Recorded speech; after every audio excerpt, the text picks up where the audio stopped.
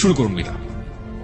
আমি পেছন থেকেই বলছি, আমার মা খুব সুন্দরী ছিলেন, বয়স খুব কম ছিল, 10-11 বছর হবে। তো মা সংসার ব্যাপারে কিছু বুঝতো না। তো বাবার একটু আমার মার সাথে রাগারাগি ছিল না, দাদাকে খুব ইয়ে করতো যে তুমি কেন আমাকে এত ছোট একটা মেয়ে বিয়ে দিয়েছো যে সংসার ব্যাপারে কিছু বুঝে না। তো এরকম করে বাবা বিয়ের কিছুদিন পরেই চলে গেছে। পরে যাই হোক, একটা সময় আমি পেটে আসি আমার মার। তো তখন থেকে আমার বাবা আবার বাড়িতে কম আসতো, ঢাকায় বেশি থাকতো। কি করতেন ঢাকাতে? ঢাকায় তখন সে ওই যে হোটেলে চাকরি করতেন। জি। তারপরে আমি হওয়ার পরে আমার বাবাকে খবর দিয়েছেন দেখার জন্য। তো আসছে উনি, আসার পরে আবার চলে গেছেন। তো বাবা বাড়িতে আসা যাওয়ার খুব গ্যাপ ছিল। তো এটা হয়তো বা আমার মার পছন্দের ছিল না। পরে এক সময় উনি আরেকটা সম্পর্কে জড়িয়ে যান। আপনার বাবা না, আমার মা। আপনার মা আরেকটা সম্পর্কে জড়িয়ে যান? জি। আমি তখন 15 কিংবা 20 দিনের মতো আমার বয়স। ওই সময়টাতে আরেকটা সম্পর্কে জড়িয়ে যায়? জি। ওকে। পরে মা আমাকে রেখেই চলে গেছেন, ওনার সাথে চলে গেছেন। উনি বিয়ে করবে না, উনি মজা করার জন্যই সম্পর্কটা করেছিলেন। তো যখন উনি বিয়ে করছে না, তখন ওই মুহূর্তে সে পরে আমার বাবার কাছে আসছিল। তো আমার বাবা বলতেছে যে আমার অতটুকু ছোট বাচ্চা ফেলে তুমি চলে গেছে, এখন আর আমি তোমাকে নিব না। ওকে। তারপরে উনি ওনার বাবার বাড়ি গিয়েছেন, ওখানে উনি জায়গা পায়নি। তখন উনি কি করবে? তো এই সময় উনি নাকি মানে মেন্টালি অসুস্থ হয়ে পড়েন। তো পরে ওনাকে ওনার বাবা মা এখন আশ্রয় দিতেই হবে, যেহেতু অসুস্থ হয়ে গেছে, কেউ নাই। তো মা এরকম চিকিৎসা অবস্থায় থাকেন। আর আমাকে আমার বাবার বোন ছিল যে ওনার কাছে আমাকে রাখতে দিয়েছেন। আপনার মা যখন মা হলেন সেই সময়টাতে তার বয়সটা কত? তখন তার 15 থেকে 16 বছর। একদমই কিশোরী বয়স। জি। তারপরে আমি আমার ফুপুর কাছেই বড় হয়েছি প্রায় 3 বছর পর্যন্ত। তারপরে আমার ফুপু প্রেগনেন্ট হয়ে যায় অবস্থা। তখন বাবা সেই মুহূর্তে কি করবে? পরে বাবা আমাকে ঢাকায় নিয়ে গেল। ঢাকায় নিয়ে যাওয়ার পরে ছোট্ট একটা বাচ্চা, উনি কাজও করতেছেন, আবার ওখানেই আমাকে রাখার ব্যবস্থা করছেন। তো হচ্ছে না আসলে বিষয়টা। পরে বাবা যেখানে থাকতো সেখানে আরেকটা ইয়েকে পছন্দ হয়, মানে দ্বিতীয়বার ওনাকে বিয়ে করেন। তো এইভাবে বিয়ে দেওয়ার পরে ফার্স্ট ওয়াইফের সাথে কি ডিভোর্স হলো আপনার বাবার? হ্যাঁ, ওটা তো ডিভোর্স। প্রথম স্ত্রীর সাথে ডিভোর্স হয়ে গেল। ওকে। তারপরে তো এখন এই মার সাথেই সম্পর্ক। তারপরে মা আমাকে পালতেছে ভালোই, নিজের মেয়ের মতোই আদর যত্ন করছে।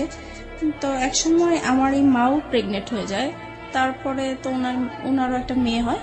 এই মেয়ে হওয়ার পর থেকে আমি এখন বুঝতে পারছি যে একটু ভালোবাসাটা যেন ডিফারেন্ট হয়ে গেছে, আগের মতো না। কিন্তু তারপরও মনে হয় নাই, মানে আমি তখন জানতামও না যে সে আমার সেকেন্ড মা বা কিছু, লোকের কাছে শুনতাম। তারপরে যাই হোক, এরকম করে অনেক বছর হয়ে গেছে। তারপরে এক সময় আমার বাবা মানে বলছে যে আমি তো আর এখানে হচ্ছে না, আমি একটু দেশের বাইরে যাব। তো উনি দেশের বাইরে চলে গেলেন। উনি এভাবে টাকা পাঠাচ্ছেন। আমার মা আবার অত শিক্ষিত ছিল না, টাকা পয়সার হিসাব টিসাব রাখতে পারেনি। তো বাবার মাঝখানে খুব অসুস্থ হয়ে যায়। অসুস্থ হওয়ার পরে থেকে উনি চলে আসার পরে বাবার ধারণা ছিল যে তার ব্যাংকে হয়তো বা কিছু টাকা আছে যেটা দিয়ে উনি কিছু করতে পারবেন। তো বাবা এসে দেখে যে আসলেই কোনো টাকা পয়সা নাই। তারপর থেকে তো মার সাথে মানে রাগারাগি, তারপরে মারধর করে একটা সময় মাকে। এগুলো আপনি নিজের চোখে দেখেছেন? নিজের চোখে দেখেছি। মানে বাবার ধারণা ছিল যে আমার মা হয়তো বা তার বাবার বাড়ি টাকাগুলো দিয়ে দিয়েছেন এর জন্য। তো এর জন্য খুব মারধর হতো। এই বিষয়গুলো আমার খুব মানে ব্রেনে কাজ করতো যে কেন এরকম হলো। তো এগুলো দেখতে দেখতে একসময় খুবই অসুস্থ হয়ে যায় আমি। তো আমার বাবার দুঃসম্পর্কে একটা ভাই আছেন, উনি হচ্ছে ডাক্তারের কম্পাউন্ডারে চাকরি করতেন। তো আমাকে বলেছে তুমি যেহেতু অসুস্থ হয়ে গেছো, তাহলে চলো তুমি আমার ডাক্তার তোমাকে দেখাবো। তো গিয়েছি, ওখানে আমার প্রেশার মাপে প্রচুর হাই প্রেশার হয়ে গেছে। তো উনি বলতেছে ওষুধ দিয়েছেন কিছু, আর এমনিতে সাজেস্ট করেছেন যে যদি বাইরে কোথাও বেরিয়ে আসে তাহলে ভালো হবে। তো তখন আমার ওই চাচাটা বলতেন যে ঠিক আছে, তাহলে চলো আমার বোনের বাড়ি তুমি বেড়ায় আসবা। তো বাবাকে বললো, পরে আমি ওখানে গিয়েছি। ওখানে যাওয়ার পরে ওই চাচার বোনের ননদের ছেলের সাথে আমার পরিচয় হয় ওখানে। উনি দেখে আমাকে পছন্দ করে এক সময় আমাকে ফোর্স করে ওনাকে ভালোবাসার জন্য। তো আমি বলতেছি যে তখন কোন ক্লাসে পড়েন আপনি? তখন 6 ক্লাস 6 এ পড়েন। তার মানে আপনার বয়স 11 থেকে 12 বছর। যে ছেলেটা আপনাকে প্রপোজ করলো সে আলটিমেটলি আপনার ওই ডাক্তার কম্পাউন্ডারের কোন এক আত্মীয়, রাইট? জি। ওকে। সেই ছেলেটার বয়স কত ছিল? উনি তখন ইন্টারমিডিয়েট দিয়েছেন। ফাইন। তারপর তারপর আমাকে বলতেছে যে তোমাকে আমার খুব পছন্দ হয়েছে, তোমার সাথে আমি ভালোবাসার সম্পর্ক করতে চাই। তখন আমি বলেছি যে আমি তো করব না। তো বলতেছে কেন, তুমি কেন রাজি না? তো আমার ফ্যামিলির যে ব্যাপারগুলো এগুলো নিয়ে তার সাথে ডিসকাস করলাম। তখন সে বলতেছে যে দেখো, আমি তোমাকে পছন্দ হয়েছে, তোমার কি আছে না আছে এগুলো আমার দরকার নেই, তোমার সাথে আমার বিয়ে হবে এটাই হচ্ছে বড় কথা, আর কারো দরকার নেই। তো তখন আমি বললাম যে ঠিক আছে, এটা নিয়ে আমি চিন্তা করব, তারপর আপনাকে জানাবো। তো বলতেছে তুমি তো চলেই যাবা, তাহলে তোমার সাথে আমার যোগাযোগ হবে কিভাবে? তখন পরে ওনার অ্যাড্রেসটা নিয়ে আসলাম আর আমার অ্যাড্রেসটা দিয়ে আসলাম। তারপরে হচ্ছে উনি অনেকদিন পরে আমাকে একটা চিঠি পাঠায়। তো চিঠি পাঠানোর পরে চিঠিটা পড়ে ভালোই লাগলো। পরে আমি এই চিঠিটা নিয়ে অনেক ভাবতে থাকলাম যে লোকটা তো আমাকে মনে হয় সত্যি সত্যি ভালোবাসে। আর যেহেতু আমার এই বাসায় থাকতে ইচ্ছা করে না, বাবা মার ঝগড়াঝাটি, এখন যদি আমি কোথাও চলে যাই এই সংসার থেকে, তাহলে হয়তো বা আমার এই অশান্তিটা হবে না, আমি ভালো থাকবো। ওই কথা চিন্তা করে পরে আমি রাজি হয়ে গেলাম। পরে আমি একটা চিঠি পাঠালাম যে হ্যাঁ আমি রাজি আছি। তো এরকম করে আমাদের প্রায় প্রতি সপ্তাহে 2টার মতো চিঠি আসতো, এরকম দেওয়া নেওয়া হতো। প্রায় 3-4 মাস পরে হঠাৎ আমি আবার পড়াশোনার পাশাপাশি হাতের কাজ শিখতে খুব পছন্দ করতাম। তো আমি বিভিন্ন জায়গায় হাতের কাজ শেখার জন্য যেতাম। তো একদিন আমার এলাকা দিয়ে আমি যাচ্ছি, হঠাৎ তাকে দেখে ফেলি। সেও আমাকে দেখে ডাকছে। তো আমি অবাক হয়ে গেছি। কিছুক্ষণ আমি একদম চুপ ছিলাম যে যেই লোকটাকে আমি সেই চাঁদপুরে দেখে আসছি, সেই লোকটা হঠাৎ করে ঢাকায়, তাও আমার এলাকার মধ্যে কিভাবে আসলো? পরে উনি আমাকে দেখেই বলতেছে যে আমি না তোমার কাছে আসছি। তখন আমি অবাক হয়ে গেলাম যে এত দূর থেকে সে আমার কাছে আসছে। আমি চিঠি পাঠাতাম ঠিক আছে, কিন্তু উনি আসবে সেটা বলেও নাই আমাকে। তো যাই হোক, তখন ওই যে গুলশান পার্কটা ছিল, তো আমাকে সেখানে নিয়ে গেছে। যাই হোক গেলাম, যাওয়ার পরে কথা বললাম। এখন বলতেছে যে আমি তোমাকে তো আমার খুব দেখতে ইচ্ছা করে মাঝে মাঝে, এখন কি করব? তো আমি বলতেছি দেখেন, আমার তো আসলে এরকম বাইরে বের হওয়ার অভ্যাস নেই, আর তাছাড়া আমার খুব ভয় লাগে যে কোথায় কেউ দেখে ফেলে কিনা, পরে বাবার কাছে বিচার যাবে, এটা আমার খুব খারাপ লাগবে। তো বলতেছে যে না, দেখবে না, তুমি ওইভাবেই আসবে। তো এরকম করে প্রায় 2-3 মাস পর পর আমাদের দেখা হতো। 2-3 মাস পর পর ঢাকাতে আসতো ওর বাড়ি থেকে আপনার সাথে দেখা করার জন্য? উদ্দেশ্যটা ছিল আমার সাথে দেখা করার, কিন্তু ওর রিলেটিভ থাকতো ঢাকা, ওখানে আসতো। তো তারপর একটা সময় ওর রেজাল্ট ভালো হয়। আপনি ঢাকায় কোথায় থাকতেন সেই সময়? আমি ঢাকায় হচ্ছে মহাখালী থাকতাম। মহাখালী থাকতেন। হ্যাঁ, যেটা বলছিলেন যে ওর রেজাল্ট ভালো হয়নি, মানে ইন্টার রেজাল্ট ভালো হলো নাকি অন্য কোনো পরীক্ষা? না, ইন্টার। ও এইচএসসি তে ভালো করলো না, কি ছিল রেজাল্ট? মানে ফেল করেছে সে। ওকে, ভালো না হওয়া বলতে মানে ফেল করেছে, ভয়াবহ খারাপ। ওকে, তো ফেল করেছে। পরে হচ্ছে তার বাবা খুব চাপ দিল। তো বলতেছে যে তুমি বাড়িতে সারাক্ষণ থেকেও যদি পড়াশোনা ভালো না করো, ওদের দোকান ছিল, তো বলতেছে দোকানেও বসবে, দেন পরীক্ষাটাও দিবে। তো এখন তো ঢাকায় পার্মানেন্টলি চলে আসলো, তো আমাদের প্রায় এরকম দেখা হতো। পরে এই বিষয়টা নিয়ে আমি আমার বাবা মাকে জানাই। বাবা মাকে তো জানানো উচিত, মাকে জানাচ্ছি প্রথমে। পরে মা বলতেছে যে করো, যেটা তোমার ভালো মনে হয় সেটাই করো। আমি চাইবো না যে তুমি এমন কিছু করো যে আমাদের এলাকার মধ্যে একটা নাম আছে, আমি চাই না সেইটা আমাদের খারাপ কিছু আসুক। আপনার মা এটা আপনাকে বললো? জি। ওকে, আপনি মাকে কি বলেছিলেন? বলেছিলাম ও আমাকে পছন্দ করে, আমিও ওকে পছন্দ করি। দুজনেই আপনারা দুজনকে পছন্দ করেন। তারপর আমাদের সম্পর্কটা কন্টিনিউ হতে থাকে। তারপরে একটা সময় আমার বাবা খুব ঝগড়াঝাটি করে, আর ওই একই বিষয়কে কেন্দ্র করে, একই বিষয় নিয়ে।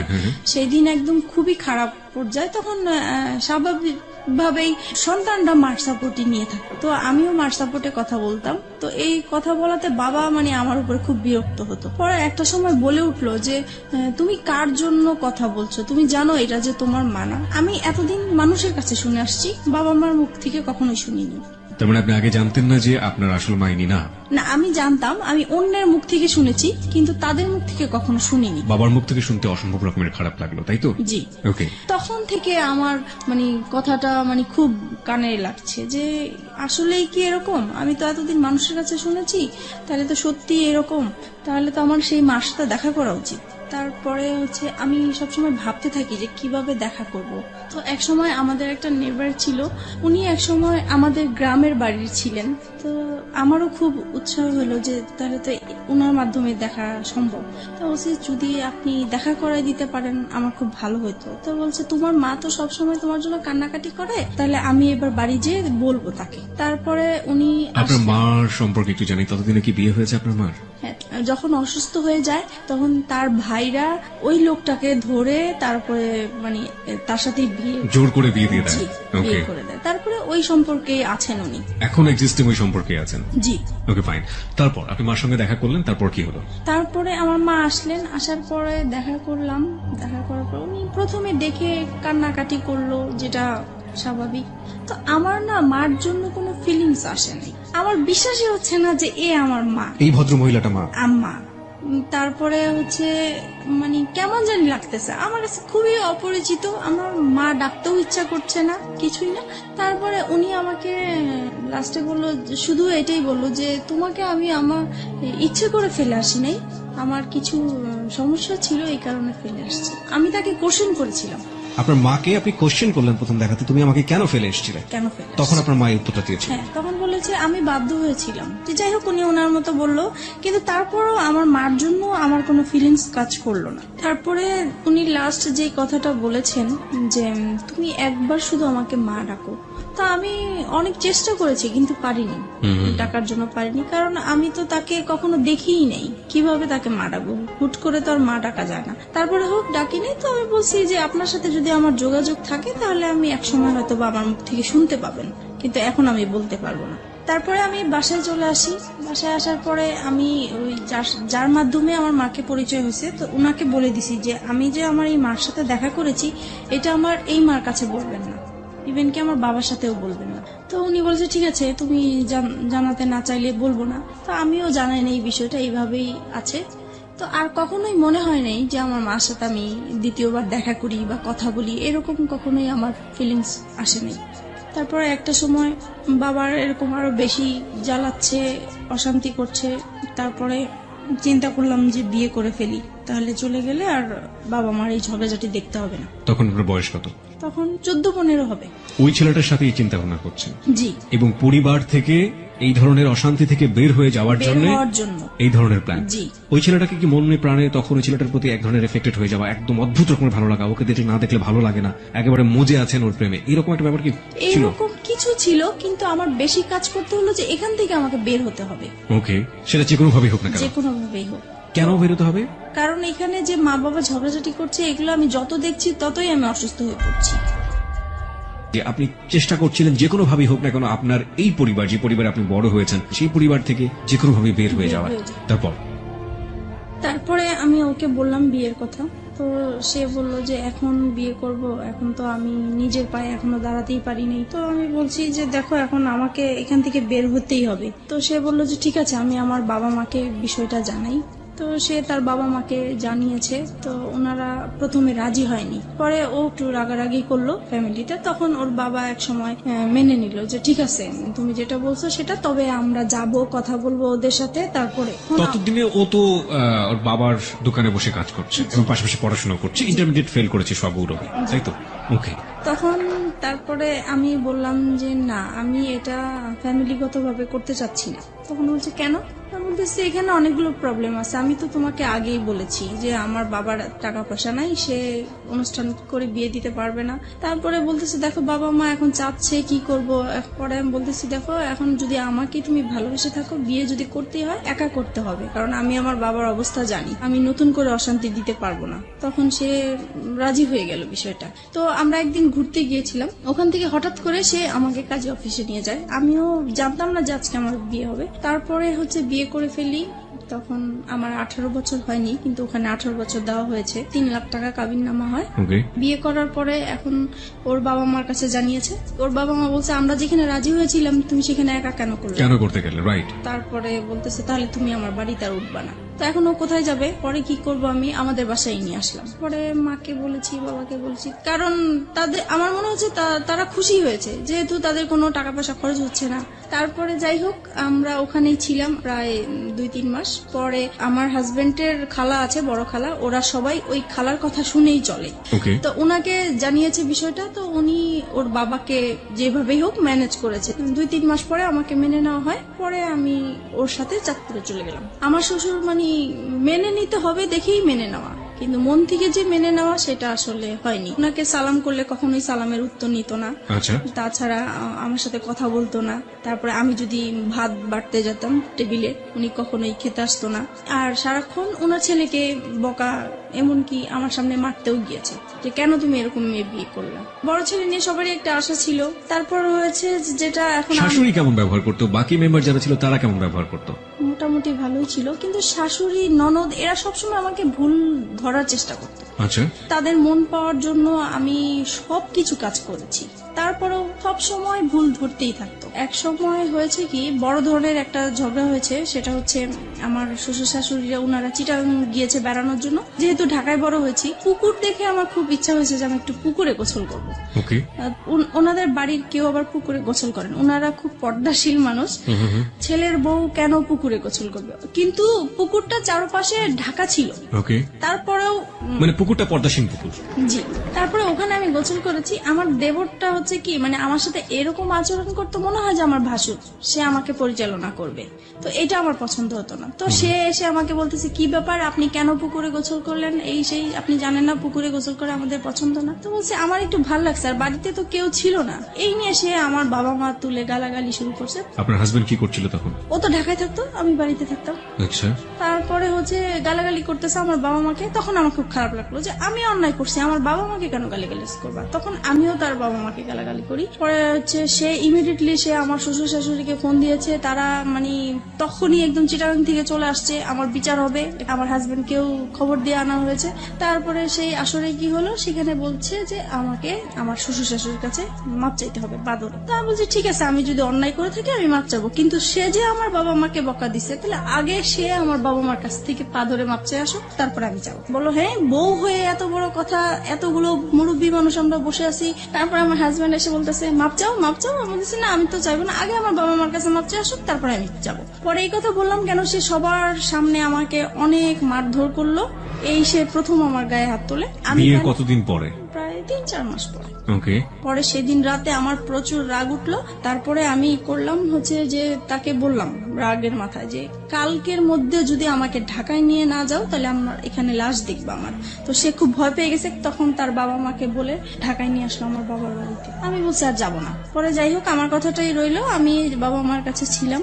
এক সময় পরে বাবা আবারও সেই তো ঝগড়াঝাটি আছেই বাবার সংসারে। তখন একদিন আমি খুব রাগ হইলাম বাবার সাথে। তখন বাবা আমাকে বলেছে যে তুমি এখন অন্যের হয়ে গেছো, এখন আর আমাদের কেউ না, তুমি আমাদের সংসারে কিছু বলতে আসবা না। এই সে আরো কিছু বকা দিল আমাকে। পরে বলতেছে, বাবা বলতেছে তুমি কালকের মধ্যে আমার ঘর থেকে বের হয়ে যাবে, আমি কালকে যেন তোমাকে আর দেখতে না চাই। পরে মা বলতেছে যে তোর বাবা তো অনেক রেগে গেছে, তা কাজ কর, আমি তোকে একটা আলাদা বাসা নিয়ে দেই, ও আসলে পরে ওকে বলবো আমি সবকিছু।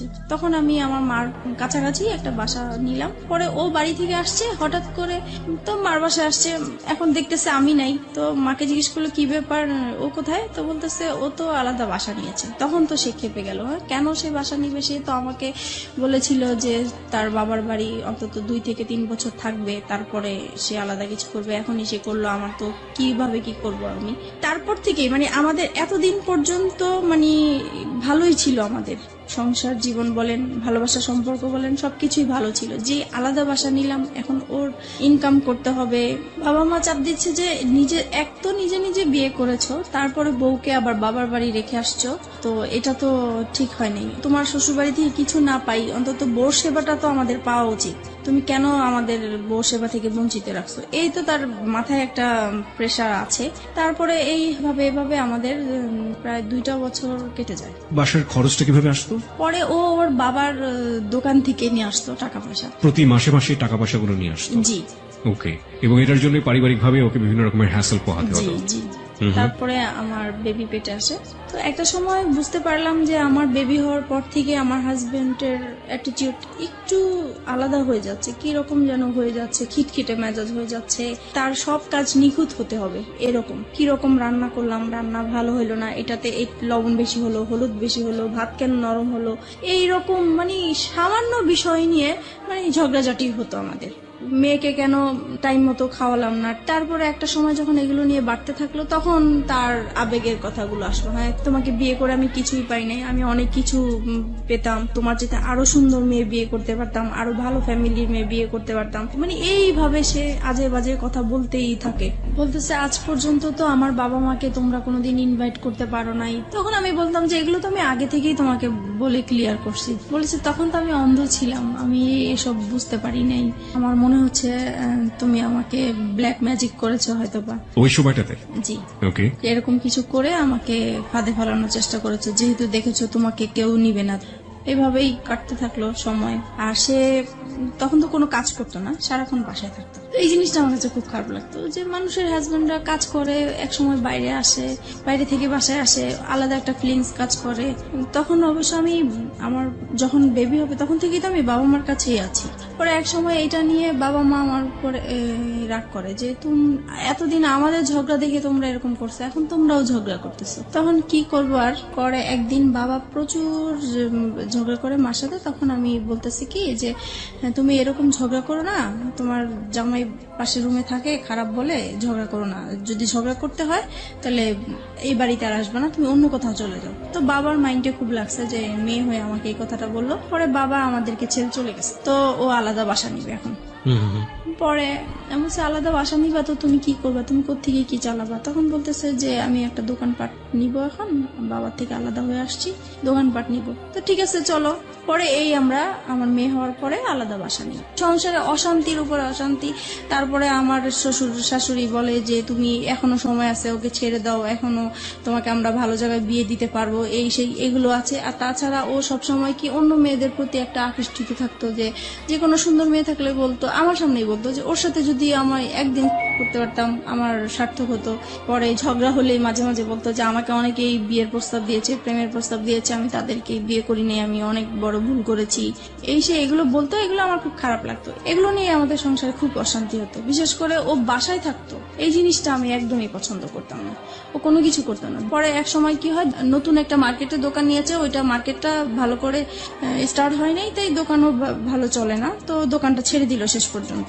তারপরে যেটা হয়েছে, এক এক করে ও যেটাই হাত দেয় সেটাই লস হয়। এইভাবে ওর বাইরের যেই অশান্তি হলে সেটা ঘরের মধ্যে নিয়ে আসবে।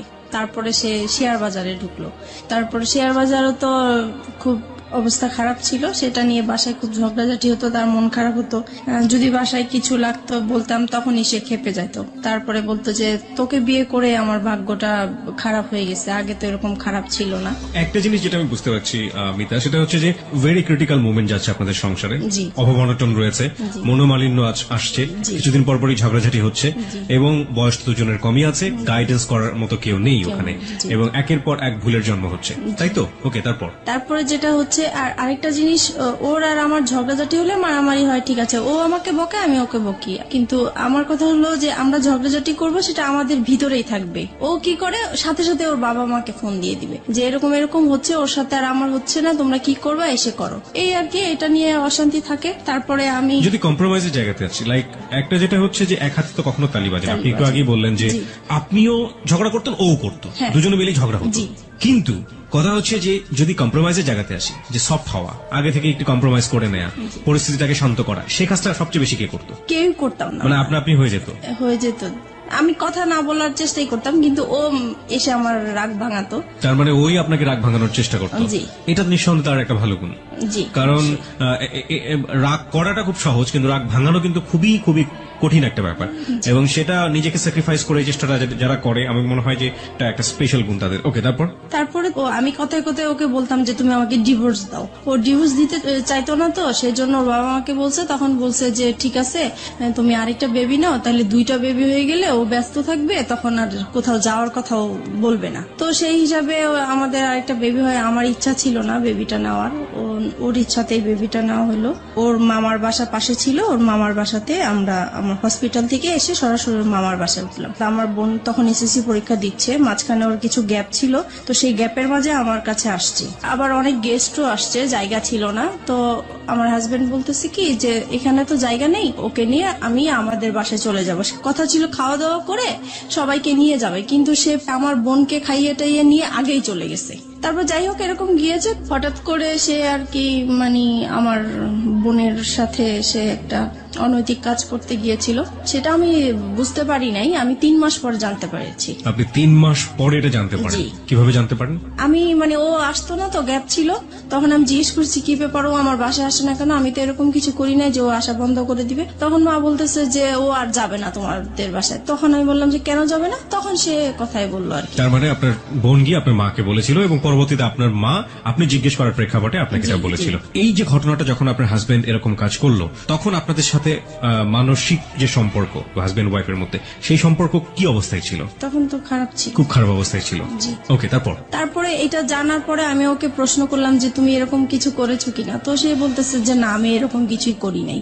তারপরে সে উল্টা আমাদেরকে বলতেছে যে তোমার মা তোমার বোনের নামে আমি মানহানি মামলা করব, কেন তোমরা আমার নামে এরকম কিছু করেছো? তখন আমি মানে অবাক হয়ে গেলাম যে সে অন্যায়টা করলো, তারপরও স্বীকার করতেছে না। আর আমার মা বোন কখনোই মিথ্যা বলবে না, আর নিজের মান সম্মান নিয়ে তো কখনোই মিথ্যা বলার প্রশ্নই আসে না। তারপর এক সময় আমি আত্মহত্যা করার চেষ্টা করলাম, মানে বাসা থেকে বের হয়ে যাচ্ছি, রাগ হয়ে যে তার সাথে আমি আর থাকবো না, সে এরকম একটা কাজ করতে পারলো। তারপরে আমি যখন বাসা থেকে বের হয়ে যাচ্ছিলাম তখন সে আমার হাতে পায়ে ধরে মাপ চাইলো, বলতেছে সরি আমার ভুল হয়ে গেছে, আমি আর এরকম কিছু করব না, কিন্তু তুমি কাউকে বলো না, আমার আত্মীয় স্বজন কাউকেই বলবা না তুমি। তারপরে যাই হোক আমি আবারও সংসার এইভাবেই করতে থাকলাম। তো কিন্তু আমি যতই মানে চেষ্টা করতেছি সংসার করার জন্য, যতই অশান্তি হোক না কেন, কিন্তু সে একের পর এক ঝগড়াঝাটি অশান্তি আছে। আমার পরে লাস্টের দিক দিয়ে আর ভাল লাগলো না, প্রচুর মারামারি হতো আমাদের। আপনিও মারতেন? আমিও মারতাম, দুজন মিলে মারামারি করতেন? জি। ওকে। তারপরে এরকম অশান্তি ভাল লাগতো না, মন সবসময় খারাপ থাকতো। তাছাড়া মানে আর আমার ও খুব বেশি যন্ত্রণা করতো, আমি নাকি বেশি ঘুমাই, আমি খুব অলস, ঘরে কাজ করতে চাই না, ঘুমালে উঠতে চাই না। তারপরে টিভি দেখি আমি খুব বেশি, আমার খুব বাজে অভ্যাস, আমার জন্য আমার সন্তানরাও নষ্ট হয়ে যাচ্ছে, এগুলো নিয়ে খুব। আপনারা যে মারামারি করতেন আপনাদের ছেলেমেয়েদের সামনেই মারামারি করতেন? হ্যাঁ, সামনেই করতাম। ওরা খুব ভয় পেত, কান্নাকাটি করতো, কিন্তু কিছু করার ছিল না, হয়ে যেত। ফিরে যাচ্ছি মিতার কাছে। মিতা, তারপর কি হলো? পরে এক সময় রোজার ঈদ সামনে আসলো, ঈদের শপিং করা নিয়ে আবার আমাদের খুব ঝগড়া হলো, মাঝখানে মারামারি এইরকমই। আর সে সব সময় ঈদের সময় সে বাড়িতে যায় ঈদ করে, আর আমি বাচ্চাদেরকে নিয়ে ঢাকায় ঈদ করি। আমি বাড়িতে যেতে চাই না, বাচ্চারাও বাড়িতে যেতে চায় না, তাই আমাদের আর যাওয়া হয় না। কিন্তু সে তার বাবা মার সাথে ঈদ করবে, সেজন্য প্রত্যেকটা ঈদই সে তার বাবা মার সাথেই করে। আমরা বেশি দামি দামি জিনিস চাই, আগে কম দামি জিনিস পরেছি, এখন কেন উপরের দিকে নজর আমার, এইভাবে ঝগড়াঝাটি হয়। তারপর সে বাড়িতে চলে যায়। অশান্তির জন্য আমি ভাল লাগতো না দেখে তাই একটু হাতের কাজ করা শুরু করেছিলাম। তো হাতের কাজের বিজ্ঞপ্তি দিয়েছিলাম, বিজ্ঞপ্তির জন্য আমার মোবাইল নাম্বারটা শো করা হয়েছিল একটা কাগজে, লিফলেট। জি। তারপরে ওগুলা শেখানোর জন্য নাম্বার দিয়েছিলাম। তো আমি ভাবছি ওখান থেকে হয়তোবা ফোন টোন এসছে, তো রিসিভ করেছি। একটা লোক আর কি এরকম দুষ্টামি করতেছে, কথা বলতেছে। তো আমি বলছি আপনি কিসের জন্য ফোন করেছেন? বলতেছে এমনি আমার ভালো লেগেছে তাই ফোন করছি। তো আমি পরে ফোনটা রেখে দিছি, আমি আর কথা বলি নাই। তো উনি প্রায় এরকম 2-3 দিন ফোন দিত। তারপরে এক সময় বলতেছে যে আসলে আমি আপনার সাথে ফ্রেন্ডশিপ করতে চাই। সেই সময় কি আমার তো মন মেজাজ খারাপ ছিল, ভালো লাগতো না। তখন কেন জানি হঠাৎ করে মনে হয়েছে যে সে শুধু ফ্রেন্ডশিপ করতে চায়, কথাই বলতে চায়, তাই কথা বললে সমস্যা কি। সপ্তাহখানিক কথা বলেছি পরে একদিন সে আমাকে বলতেছে কি যে আপনাকে আমি দেখতে চাই একটু। যাই হোক আমরা রাজি হয়েছি দেখা করার জন্য, দেখা করতে গিয়েছে আমার বাসায়। 1 সপ্তাহের মধ্যে আপনি রাজি হয়ে গেলেন? জি। তারপরে দেখা করলাম, পরে সে আমাকে মানে একটা কথা বললো যে আচ্ছা আমরা তো ফ্রেন্ডশিপ আছি, আমরা কি ফ্রেন্ডশিপের বাইরে অন্য কিছু করতে পারি? তো আমি বলছি কিরকম? বলতেছে যা হয় আর কি। তো আমি বুঝতে পারছি উনি খারাপ কিছু ইঙ্গিত দিয়েছে আমাকে। তো আমি বলছি না, এটা আমার পক্ষে সম্ভব না। তারপর এই বলে আমি পরে ওখান থেকে তার সাথে আমার সম্পর্ক শেষ হয়ে গিয়েছে। Fine, let me no one thing, আপনার সম্পর্কে উনি কতটুকু জানতেন? আপনার যে 2টো সন্তান হ্যাঁ, আছে? আমি সবই বলেছি, আমাদের কথা এগুলোই হতো, আমার সংসারে কি হয়েছে না হয়েছে, আমার কিভাবে বিয়ে হয়েছে। আপনি সবকিছুই 1 সপ্তাহের মধ্যে তাকে শেয়ার করে দিয়েছেন? জি। মানে আমার তো কখনোই ফ্রেন্ড ছিল না, তাই প্রথম তাকে পেয়েছি, ফ্রেন্ডশিপ যেহেতু করে ফেলেছি সেজন্য আমি আমার কথাগুলো বলেছি, মানে একটু হালকা হওয়ার জন্য বলতে চেয়েছিলাম। Okay fine. এবং এটা জানার পরে সে আপনাকে ফার্স্ট দেখা হতে সে আপনাকে ধরনের একটা অফার করলো? জি। তারপরে আমার কাছে খুব খারাপ লাগলো বিষয়টা যে আমি তাকে তো সবকিছু আমি তাকে বলেছি, সে কেন আমাকে এই ধরনের প্রস্তাব দিবে। পরে আমি আর তার সাথে কথা বলি নাই। পরে সে ফোন দিত আমাকে, প্রায় আমি রিসিভ করতাম না। পরে অনেক ডিস্টার্ব করতো দেখে পরে একদিন রিসিভ করে বলতেছে আপনি আমাকে আর ফোন দিবেন না, আপনার সাথে আমি আর কথা বলতে চাই না। তো যাই হোক এখানে স্টপ হয়ে গেল। এটা তার খুব মাইন্ডে লাগলো যে আমি তাকে এইভাবে ইগনোর করলাম। তারপরে সে আমার নাম্বারটাই তার ফ্রেন্ডকে দিল। আমি এটা জানতাম না যে তার ফ্রেন্ড। প্রায় 1-2 মাস পরে আমাকে আবার একটা রং নাম্বার থেকে ফোন আসছে। তো এবার ভাবছি যে আর কোনো ফোন ধরবো না, কারণ রং নাম্বারে আসলে সবাই ভালো থাকে না। পরে ওই নাম্বারটা থেকে প্রায় ফোন টোন আসে। তারপরে এত ফোন আসে, নিশ্চয়ই আমার কোনো কাস্টমার হতে পারে বা কিছু, ধরি। তো সেই একই রকম কথাবার্তা বলতেছে, ওনার পরিচয় দিল। তারপরে আমি কথা বলতে শুরু করলাম। পরে বলল যে আসলে আপনি কি চান, আমি ওনাকে জিজ্ঞেস করলাম। তো উনি বলতেছে আসলে আপনার সাথে আমি ফ্রেন্ডশিপ করতে চাই। আমি বলছি যে না, আমি কারোর সাথে ফ্রেন্ডশিপ করবো না, আপনি ভুল জায়গায় ফোন দিয়েছেন। প্রায় 3 মাস পরে উনি আবার ফোন দিয়েছে। তো সেই সময় তো আর আমার নাম্বারটা মনে ছিল না, আমি বুঝতেও পারি নাই যে উনি ফোন দিয়েছেন। তারপরে উনি বলতেছে দেখেন আসলে আমি আপনার কাছে কিছুই চাই না, আমিও নিজে খুব মানসিক অবস্থা খুব খারাপ, তাই আমি চাই আপনার সাথে একটু ফ্রেন্ডশিপ করার জন্য। তো আমি আবারও আমার মনটা জানি কেমন হয়ে গেলাম। তো আমি ভাবলাম ঠিক আছে, দেখি, সবাই তো আর খারাপ হতে পারে না, কথা বলে দেখি। তো এইভাবে ওনার সাথে কথা বলতে বলতে প্রায়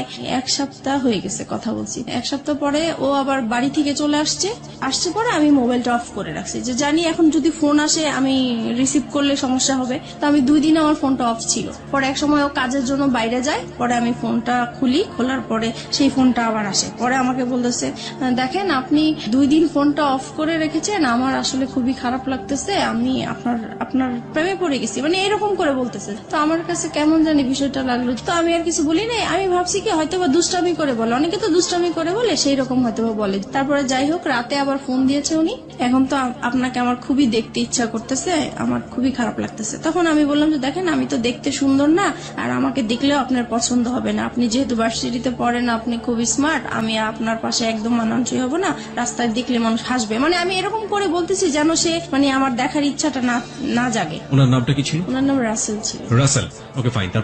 তারপরে হচ্ছে এখন বলতেছে দেখা করব। তো আমি ভাবলাম যে দেখা করব তো, আর আমার এই বিজনেসের কারণে আমার কাঁচামাল আনার জন্য মার্কেটে যেতে হয়।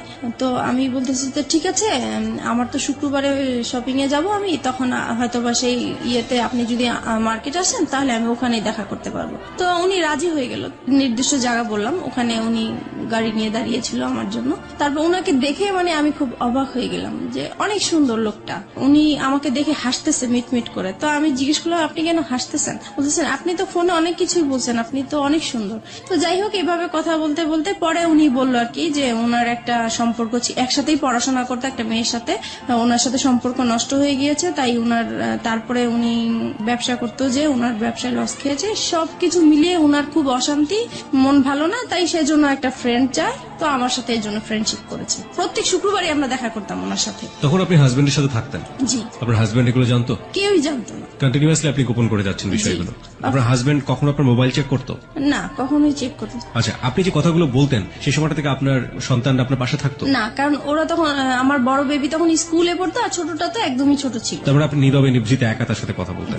প্রিয় শ্রোতা, গ্রাফটা একটু আবিষ্কার করার চেষ্টা করছি, এবং এটা এমন একটি ঘটনা যেটা সমাজে একেবারেই ঘটে না তা না, হ্যাঁ, এবং একেবারে যে হরহামেশা ঘটে তাও না, ঠিক আছে? বাট সন্দেহের জায়গাগুলো একটু পরিষ্কার করার জন্য আসলে প্রশ্নগুলো করে। আপনার হাজবেন্ড আপনাকে সন্দেহ করতে, আপনি যেটা বলছেন টুকটাক সন্দেহ করার জায়গাটা থেকে, আপনি কখন আপনার হাজবেন্ডকে সন্দেহ করতেন? না, আমি কখনোই করতাম না। কেন করতেন না? কারণ আমি জানি সে এই টাইপের মেয়ে মানুষ, দেখলে সে তাকিয়ে থাকে, সে যাবে, সে মানে এরকম আছে, এর জন্য আমার সন্দেহ হতো না। আপনি কনফার্ম ছিলেন যে সেসব কাজ করে? সে মেয়ে মানুষের প্রতি একটু উইক আছে। একটা জিনিস একটু বলেন আমাকে, প্রতি শুক্রবার তার সাথে আপনি দেখা করতেন, কোথায় দেখা করতেন? এটাও যে আমি মার্কেটে যেতাম, আমি আমার কাজে যেতাম, পাশে উনি থাকতো, এই আর কি। ওনার সাথে একসাথে মিলে শপিং করতেন? জি। How dare you! আপনার হাজবেন্ডের সামনে যদি পড়ে যেতেন কখনো?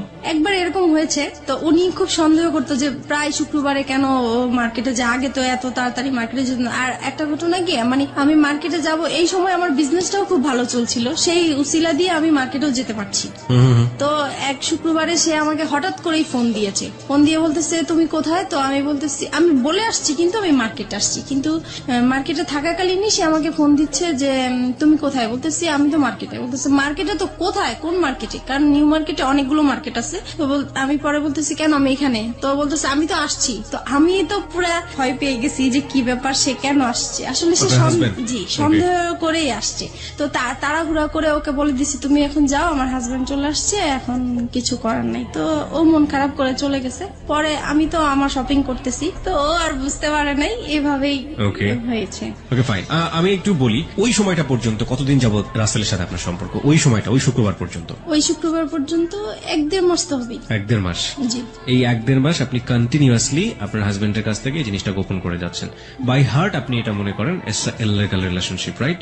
অবৈধ কিনা সেটা তো বুঝতে পারতাম না, শুধু এটা বুঝতাম যে এটা করাটা ঠিক হচ্ছে না। কিন্তু সেই মুহূর্তে আমার ভালো লাগতো, তার সাথে কথা বলতে ভালো লাগতো, তার সাথে দেখা করতে ভালো লাগতো। সেই ভালো লাগার কারণেই আমি তার সাথে কথা বলেছি, দেখা করেছি। এবং এই ভালো লাগা প্রতিনিয়তই বাড়ছে। আপনার কখনো মনে হতো না যে আপনি আপনার হাজবেন্ডের প্রতি অন্যায় করছেন ওই সময়টা? না, তখন আমার মনে হতো না, কারণ ও তো সংসারে সবসময় মানে ঝগড়াঝাটি করতো, ওর উপর থেকে আমার মন নষ্ট হয়ে গিয়েছে। এই মানুষটাকে তো আপনি ভালোবেসেছিলেন একটা সময়। ভালোবেসেছিলাম, ওই যে আমার বোনের যে কাজটা করেছিল সেখান থেকে ওর প্রতি আমার একটু অনীহা চলে কিন্তু সে আসছে। ঘটনা, আমি বলছি না যে এটা একটা অপরাধ না, অবশ্যই এটা একটা গৃহ অপরাধ, কিন্তু সেটার জন্য সে আপনার কাছে ক্ষমা চেয়েছে। কিন্তু আমি ক্ষমা করে দেওয়া দরকার ছিল, সেজন্য ক্ষমা করছি, কিন্তু মন থেকে আসলে ক্ষমা করিনি। আপনি এই মানুষের সাথে রাগ করে আপনি এইভাবে এই কাজগুলো করছেন, ব্যাপারটা কি আসলে এটাই ছিল, নাকি আলটিমেটলি আপনার জায়গা থেকে আপনি কাউকে ফিল করতেন যে আমার এরকম একজন মানুষ দরকার যে মানুষের সাথে আমি শেয়ার যেটা করতে পারি? হয়েছে, ওর প্রতি তো একটা রাগ অভিমান ছিলই আমার, হ্যাঁ। সেটা তো ছিলই, কিন্তু মানে আমার যেই ভালোবাসা, যেই একটা চাহিদা ছিল কারোর সাথে ভালোভাবে সম্পর্ক হবে, ওই চাহিদা থেকেই যখন আমি পেয়ে গেছি, ওনার কাছ থেকে ভালো ভালো কথা পাচ্ছি, আমার হাজবেন্ডের সাথে ওর সাথে আমি অনেকটা মিলানোর চেষ্টা করতাম যে তার কাছে আমি কি গ্যাপ পেয়েছি বা তার কাছে আমি কি পাচ্ছি, তখন মনে হচ্ছে যে ওই বেটার আমার। আপনি দেখুন, আপনার সন্তান আছে তখন দুটো, রাইট? জি। আপনার বিজনেস আছে, যে বিজনেসটা আপনি শুরু করেছেন, তার মানে অনেক পরিকল্পনা আপনার মাথায়, অনেক স্বপ্ন আপনার মাথায়। আপনার হাজবেন্ড আছে, এবং যে মানুষটাকে আপনি ভালোবেসেছেন একটা সময়, কিন্তু আপনার হাজবেন্ড আপনার সাথে খারাপ আচরণ করছে, সেটা আমরা দেখতে পাচ্ছি। তার বাইরেও তো আপনার দুটো জগৎ ছিল, একটা হচ্ছে আপনার সন্তান আর একটা হচ্ছে আপনার বিজনেস। এই দুটো নিয়েও তো আপনি হ্যাপি থাকতে পারতেন। ইনফ্যাক্ট আপনি যে ছেলেটার সাথে এই সম্পর্কটা তৈরি হচ্ছে, সেই ছেলেটাকেও যদি আপনি আপনার বন্ধুর জায়গাটাতে রাখেন, তাহলেও কখনো কি অনুভব করেছেন আপনার হাজবেন্ডের সাথে তার পরিচয় করে দেওয়া উচিত? এটাও কি কখনো ফিল করেছেন? এটা কখনো মানে মাঝে মাঝে মনে হয়েছে পরিচয় করে দিই, কিন্তু আমার হাজবেন্ড এটা মেনে নিত না। একটা হচ্ছে পারিবারিক সত্তা, যেখানে হাজবেন্ড আছে, সন্তান আছে এবং তার বিজনেস আছে, সে একটা না একটা দিক নিয়ে ব্যস্ত থাকতেই পারে। আরেকটা হচ্ছে মানবিক সত্তা, মনের জায়গাটা, লং টার্ম হাজবেন্ডের সাথে খারাপ রিলেশনশিপ, সেই জায়গাটায় একটা বিশাল রকমের ক্ষত তৈরি হয়েছে, এবং সেই ক্ষতর জায়গাটাতে সে কেউ একজন নক করেছে। সেটা হাজবেন্ড ওয়াইফ রিলেশনশিপের মতো না, কিন্তু একটু ভালো লাগা, একটু অন্যরকম, একটু বন্ধুত্ব, যেটা মন থেকে অবচেতন মনেই ওই ভালো লাগাটার দিকে ধীরে ধীরে ধীরে ধীরে এক ধরনের আষ্টে পৃষ্ঠে জড়িয়ে পড়ার দিকে জড়িয়ে যাচ্ছে। এই দুটো জিনিস আমরা যখন নর্মালি শুনি, আমরা কিন্তু এই সেকেন্ডটাকে কোনোভাবেই সাপোর্ট করতে পারি না, বাট ও সেকেন্ডটার মধ্যে এসেছে, this is the hardest reality. এটাকেও মেনে নিতে হবে, এটা আমাদের সামাজিক ঘটে, কিন্তু আমরা মানি না। কিন্তু কি কারণে ঘটে, সেই কারণটা কিন্তু আমরা আবিষ্কার করে ফেলেছি, এবং এইটা আসলে কতদূর পর্যন্ত গিয়েছে, চলুন সামনের দিকে যাওয়া যাক। তারপরে যেটা হয়েছে, মানে এভাবেই তো ওর সাথে দেখা করছি, কথা বলছি, তারপরে হঠাৎ একবার খুব ঝগড়াঝাটি হয় আমাদের। বিষয়টা হয় হচ্ছে আমার ওই যে বোনের বিষয়টা নিয়ে, ওই ঘটনার পর থেকে যেটা হয়, আমাদের স্বামী স্ত্রীর যে সম্পর্কটা হয়ে থাকে, সেরকম সম্পর্কতে আমি জড়াতে চাই না, এর জন্য এটা নিয়ে খুব ঝগড়াঝাটি হয়। ও খুব জোর করে আমাকে, আমি রাজি হই না, তারপরে মারামারি হয়, এরকম প্রায়ই হয়। তো একটা সময় হয় কি যে আমি ঘুমিয়ে থাকি, সে ঘুমন্ত অবস্থায় আমার সাথে এরকম কাজ করে। এই বিষয়টা আমার কাছে খুবই খারাপ লাগে। আমি লক করছি এখানে আপনাকে। একটা হচ্ছে যে এই যে ঘটনাটা আপনাদের মধ্যে একটা বিরোধ তৈরি করলো, একটা স্বামী স্ত্রী নামে স্বামী স্ত্রী, কিন্তু এক ধরনের সম্পর্ক নেই, এই সময় পর্যন্ত রাসেলের সাথে আপনার সম্পর্ক কতদিনের? 2-3 মাস হবে। 2-3 মাস, মানে সময় বাড়ছে। এই সময়টাতে রাসেলের সাথে আপনার কি ধরনের কথোপকথন হতো? ও তো প্রথমেই আপনাকে ফ্রেন্ডশিপের কথা বলেছে, হ্যাঁ, তারপরে ব্যাপারটা কি ফ্রেন্ডশিপে থেকেছে নাকি ধীরে ধীরে ভালো লাগার জায়গাটায়? না, ভালো লাগা এখনো আসেনি, ফ্রেন্ডশিপই চলছিল। Okay fine. সে সময় বলতাম হচ্ছে আমাদের সংসারে যেগুলো হতো এগুলো বলতাম, মানে ঘরের নিজের উইক পয়েন্ট গুলো সবসময় তাকে বলতেন? জি জি। যেমন হাজবেন্ড আজকে এটা করেছে, আমি আজকে এটা করিনি, এরকম হয়েছে, এরকম হয়েছে। হ্যাঁ, তারপরে আমার ভালো লাগার কথাগুলো বলতাম, বা আমি কি আশা করেছিলাম, কি রকম চেয়েছিলাম, এগুলোই বলতাম। ওকে ওকে, আপনার উইক পয়েন্ট গুলো সবসময় একজন।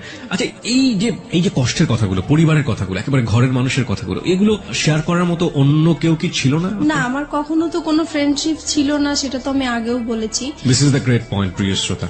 ওকে ফাইন, তারপর? তাছাড়া ফ্যামিলিকেও বলতে পারতাম না, কারণ যেহেতু একা বিয়ে করেছি, সেজন্য বলার কোনো সুযোগ ছিল না, স্কোপ ছিল না।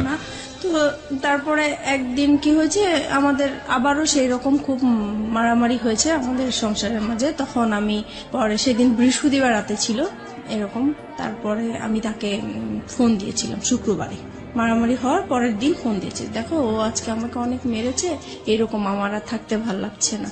তখন সে আর কি আমার সুযোগ নিয়ে বলতেছে যে ঠিক আছে, তোমার যেহেতু থাকতে ভাল লাগে না, তুমি তো বিজনেস করোই, তাহলে তুমি চলে আসো, তুমি কেন থাকো, এত মারধর খেয়ে কেন থাকবো, তুমি তোমার বাবা মার কাছে চলে যাও। তখন বলছে আমার বাবা তো সেই কবেই চলে গেছে, বাবা কোথায় আছে খুঁজে পাচ্ছি না, আর মা আছে, মা তো নিজেই খুব কষ্ট করে থাকে, সেখানে আমি কিভাবে যাব।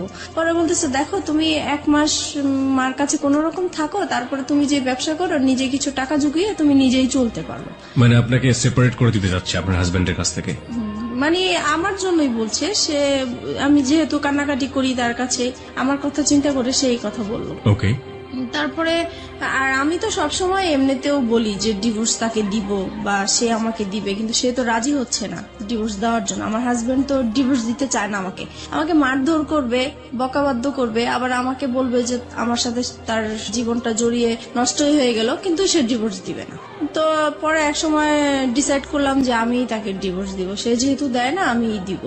পরে একদিন রবিবারে সে দেখা করবে, সেদিন শুক্রবারে আর দেখা করতে পারি নাই দেখে সে বলতেছে ঠিক আছে রবিবারে, তাহলে এবার শুক্রবারে যখন দেখা হলো না, তাহলে রবিবারে আসো। তো আমার অফিস টাইম শেষ হলে সন্ধ্যার দিকে আসো। তো আমরা সন্ধ্যার দিকে একটা গুলশানে ফাস্টফুডে বসি, তো ওখানে বসছি। পরে সে আমার হাতটা ধরলো, এই ফার্স্ট সে আমার হাত ধরে। কয় মাস পর? ওই তো 2-2.5 মাস পরে। আচ্ছা, এই হাত ধরার আগে আপনারা সেলফোনে কি কখনো এই ভার্চুয়াল হাত ধরাধরি করেছেন? না। ওকে, তারপরে এই প্রথম সে আমার হাতটা ধরার পরে আমার কাছে অন্যরকম একটা ভালো লাগা তৈরি হলো, যে মনে হচ্ছে যে খুব ভালো লাগছে এটাই।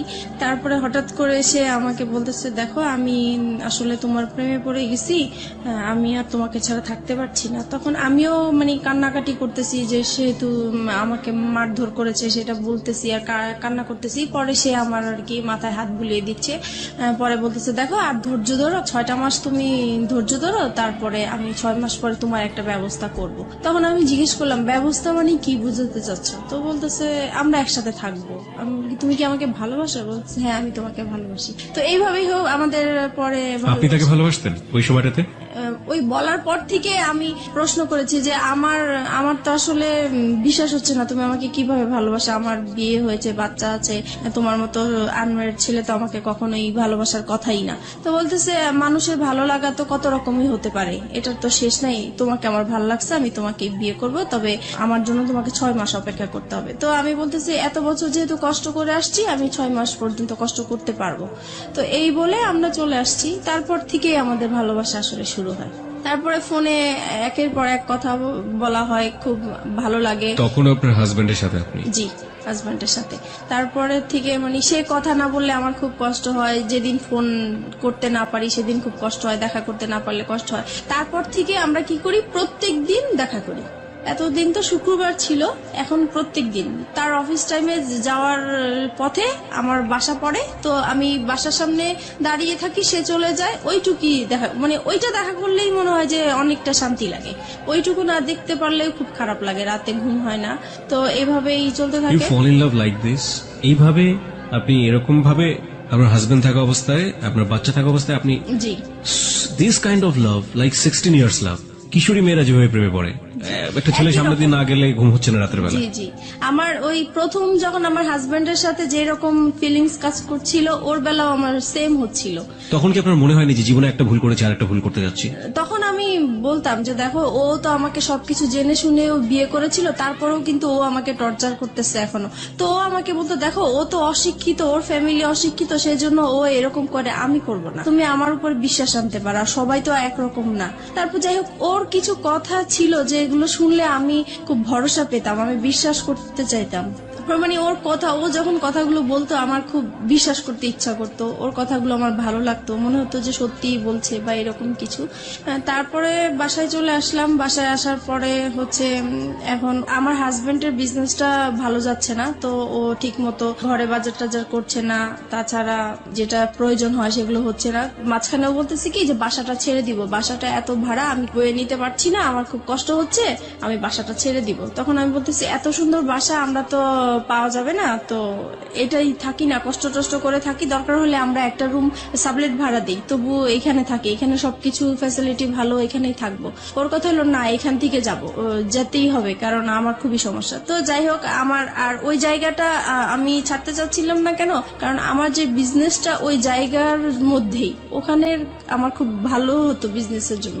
এখন ও চলে যাবে হচ্ছে অন্য জায়গায় চলে যেতে চাচ্ছে, ওই জায়গাটা আমার পছন্দ না, তাই আমি যাব না। এগুলো নিয়ে আবার সেই ঝগড়াঝাটি হয়। পরে এক সময় আমি তাকে খুব মানে কড়া করে বলি যে যদি তুমি এই বাসা ছাড়ো তাহলে আমাকে ছাড়তে হবে, আর যদি আমাকে না ছাড়ো তাহলে বাসা এটা ছাড়া যাবে না। তো এখন ও কি করবে বুঝতেছে না, এখন ও ওর কথাই রাখলো যে না, বাসা ছেড়েই দিব।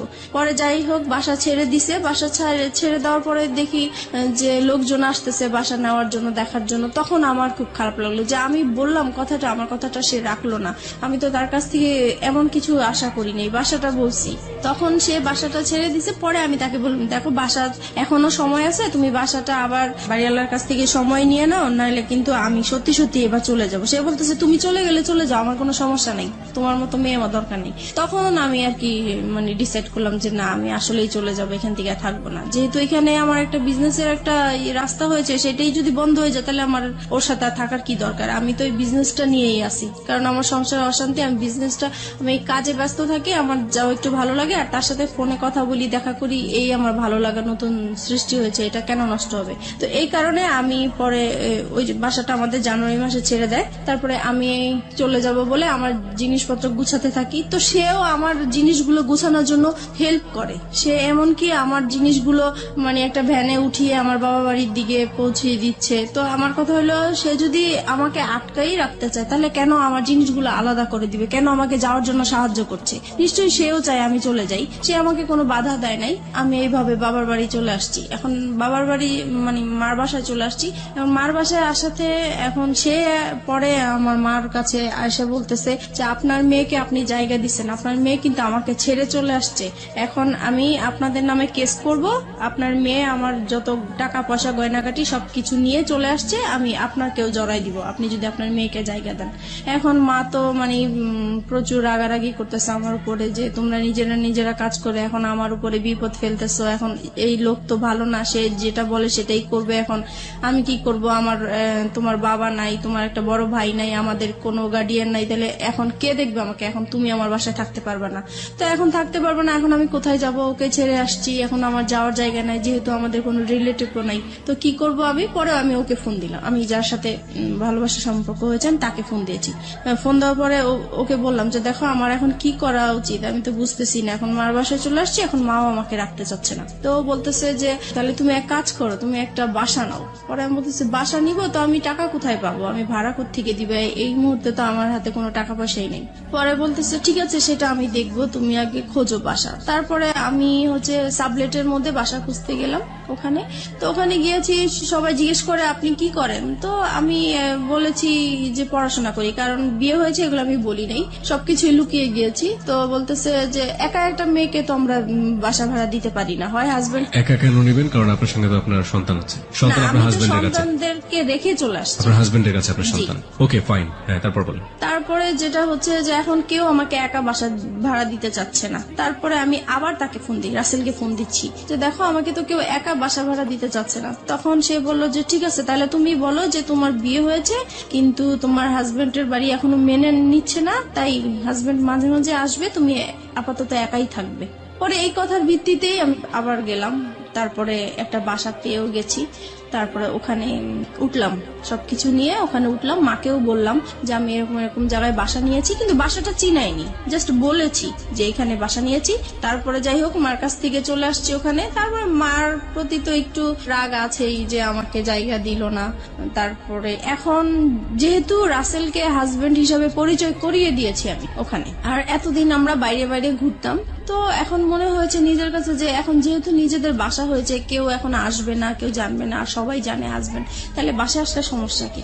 তারপরে আমার এই বাসায় আসা শুরু হলো রাসেলের। জি, রাসেলের। প্রিয় শ্রোতা, আমরা এই জায়গাটায় ছোট্ট একটা বিরতি নিচ্ছি। ভুল এবং অপ্রিয় সত্যের একেবারে মাঝ নদী, যদি বলি একটা নদী, সেটার মাঝ নদীতে নৌকা ডুবছে, সেরকম একটা জায়গাতে আমরা রয়েছি এই মুহূর্তে। হাজবেন্ড আছে, সন্তান আছে, নিজের ব্যবসা আছে এবং ফ্যামিলি আছে, সবকিছুর পরেও নিজের মনের ক্ষুধা এবং ভালোবাসার জায়গাটাতে, এবং যে ভালোবাসা এথিক্যাল পয়েন্ট অফ ভিউ থেকে পাপ বা অনৈতিক, সেই রকম একটা জায়গাতে জেনে শুনে বুঝে লম্বা একটা সময় ধরে এরকম একটা ভুল, যা একেবারেই মানা যায় না। কিন্তু কথা হচ্ছে, সে তো ভুল করেছে কিংবা অপরাধ করেছে, সে কারণেই সে কিন্তু যাহা বলিব সত্য বলিবতে এসছে। এরকম ভুল এবং অপরাধের মধ্যে যারা আছেন, তাদের জন্যই কিন্তু আজকের এই মিতা। প্রিয় শ্রোতা, আমরা ছোট্ট একটা বিরতি নিতে চাই, ঠিক 4 মিনিটের বিজ্ঞাপন বিরতি। এরপরে আমরা আবারও ফিরে আসছি যাহা বলিব সত্য বলিবতে। রাসেলের আপনার বাসায় আসা খুব বেশি সহজ হয়ে গেল, এবং রাসেলকে আপনি পরিচয়ও করিয়ে দিলেন যে ইনি হচ্ছে আপনার হাজবেন্ড। তার আগ পর্যন্ত রাসেলকে আপনি কতটুকু চিনতেন অ্যাজ এ হিউম্যান বিং হিসেবে, তার পরিবার সম্পর্কে এবং তার বাসা কোথায়, কি অবস্থা, ডিটেল কিছু জানতেন? তার বাসা কোথায় সেটা জানতাম, কিন্তু ওনার পরিবারের কারোর সাথেই আমার কখনোই কথা হয় নাই, ইভেন দেখাও হয় নাই। উনি যে কারণটা দেখাতো যে তোমার বিয়ে হয়েছে, বাচ্চা হয়েছে, এই মুহূর্তে যদি আমি কারোর সাথে পরিচয় করিয়ে দেই, তাহলে আমাদের সম্পর্কটা আর কন্টিনিউ করতে দিবে না, এখানেই স্টপ হয়ে যেতে হবে, তখন তুমিও কষ্ট পাবো, আমিও কষ্ট পাবো, আমরা এইভাবেই লুকিয়ে থাকি, যখন হয়ে যাবে তখন আমরা সবাইকে জানাবো। এবং এগুলো আপনি অন্ধের মতো বিশ্বাস করতেন? জি।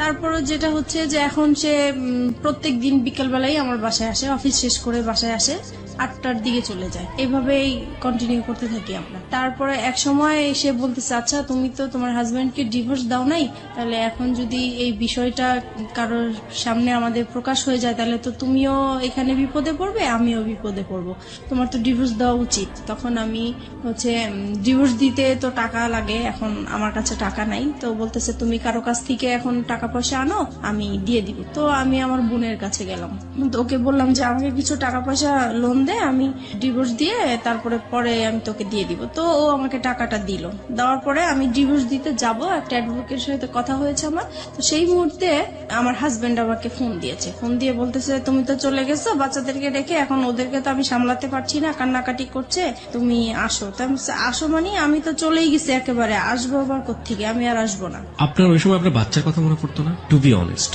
বাচ্চার কথা মনে পড়তো, কষ্ট লাগতো, কিন্তু মনে হতো যে সব সময় যে আমি আগে সেভ হয়ে নেই, তারপরে আমি একটা সময় আমার বেবিদেরকে আমি আমার কাছে নিয়ে আসবো। তারপরে হচ্ছে পরে আমি বলতেছি, ওকে বলছি যে আমি তো তোমাকে ডিভোর্স দিব, আমি আর আসবো না তোমার কাছে। তখন সে আমাকে বলতেছে, দেখো তুমি এতদিন যেহেতু কষ্ট করেছো, আর কটা দিন কষ্ট করো, আমার মেয়েটার তো ফাইনাল এক্সাম, এই এক্সামটা শেষ হোক, তারপরে তুমি আমাকে ডিভোর্স দাও। তো আমি রাজি হয়ে গেছি। রাসেল তারপরে এটা এগ্রি করে নিচ্ছে তার জায়গা থেকে। ইজ ইট প্লেটোনিক লাভ? প্রথম কথা হচ্ছে, লাভ তো ব্লাইন্ড। আপনারা যখন কমিটমেন্টের জায়গাটায় চলে গেছেন যে আপনারা বিয়ে করবেন বা অমুক জায়গায় করবেন, তখন কোনোভাবেই রাসেলের জায়গাটা থেকে এটা আসা কোনোভাবেই সম্ভব ছিল না। রাসেল যেটা পারমিশন দিচ্ছে সেটা হচ্ছে আপনার সাথে আপনার হাজবেন্ডের কিছুটা সময় স্পেন্ড করা। আলটিমেটলি তো এটাই। এটা যদি আপনাকে লাভ করে থাকে, সেটা কিভাবে সম্ভব? ওকে ফাইন, আমি জানি না, বাট আমার কাছ থেকে যেটা মনে হয় ব্যক্তিগত জায়গা থেকে, if it is really love, then এটা সম্ভব ছিল। যাই হোক, কি হয়েছে না হয়েছে আমরা সামনের দিকে একটু যাই, কিন্তু খুব কনফিউজ হয়ে যাচ্ছে। তারপরে যেটা হয় হচ্ছে আমি আসা যাওয়া করতে থাকি আমার হাজবেন্ডের বাসায়। তারপরে এক সময় সে আসলে এটা একটা চালাকি করে আমার সাথে এই কাজটা করেছে। আমার মেয়ের এক্সামের যেই বিষয়টা, আসলে এটা পুরোপুরি তার একটা চালাকি। ওই আমি যেই টাইমটা তার বাসায় আসা যাওয়া করতাম, সে আমাকে ফলো করতো যে আমি আসলে কোত্থেকে আসি, কোথায় যাই। ওকে, এইটা ধরার জন্যই সে এই ইয়েটা করেছে। তো যাই হোক, এক সময় আমি যখন ওই বাসা থেকে চলে যেতাম, তখন সে পিছে পিছে আমার যে এইভাবে সে আসলে জানতে পারে যে শেষ পর্যন্ত আমি কোথায় আছি। তারপরে আরেকদিন ফোন দেয় যে বলতেছে, ওরা তো অনেকদিন ধরে না খেয়ে আছে, আমি তো রান্না বান্না করতে পারছি না, তুমি আজকে এসে একটু রান্না করো, আমাকে এই বলে নিয়ে আসলো। যাই হোক, আমি বাসায় আসলাম, রান্না বান্না করলাম। এখন বলতেছে, আমি তো খুব অসুস্থ, তুমি এক কাজ করো, ওদের এখানে থাকো, আমি ডাক্তার দেখিয়ে তারপরে তুমি আজকে থেকে যাও, কালকে যেও। পরে আমি তো থাকবো না, কোনো মতেই থাকবো না। পরে বলতেছে, না তোমাকে আজকে থাকতেই হবে। তো যাই হোক, আমি সেদিন রাতে ছিলাম। পরে এখানে কি হয়েছে, আমার ফোন থেকে আমার হাজবেন্ডের ফোনে ডাইভার্ট করা হয়, যেটা মানে আমার ফোনে যে কলগুলো আসবে সেটা ও টের পাবে, SMS যেটা আসে সেটা টের পাবে, ও এরকম একটা মানে কাজ করেছে। তো আমার ফোনে কখন ফোন আসে, কখন কি হয় সেটা ও টের পায়, কিন্তু আমি এটা বুঝতে পারিনি এই বিষয়টা। এভাবে আসলে পরে রাসেলের নাম্বার জেনে গেছে, ও ট্র্যাকিং করেছে আপনাকে। জি। তো সে সেদিন রাতে আমাকে থাকতে বলেছে।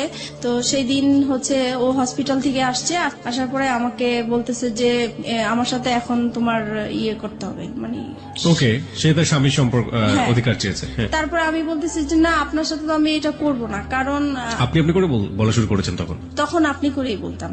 তারপরে বলতেছি যে না, আমি তো আপনার সাথে এই কাজ করতে পারবো না। তখন বলছে কেন করতে পারবো না, তুমি এখন পর্যন্ত আমার ওয়াইফ। পরে আমি বলেছি যে না, আমি করব না তো করবোই না। এখন করব না দেখে সে আমাকে প্রচুর মারধর করলো, যে মশা মারে যে ব্যাট গুলো আছে সেই ব্যাট দিয়ে আমাকে পুরো ব্যাটটা ভেঙে ফেলে আমার শরীরের উপরে।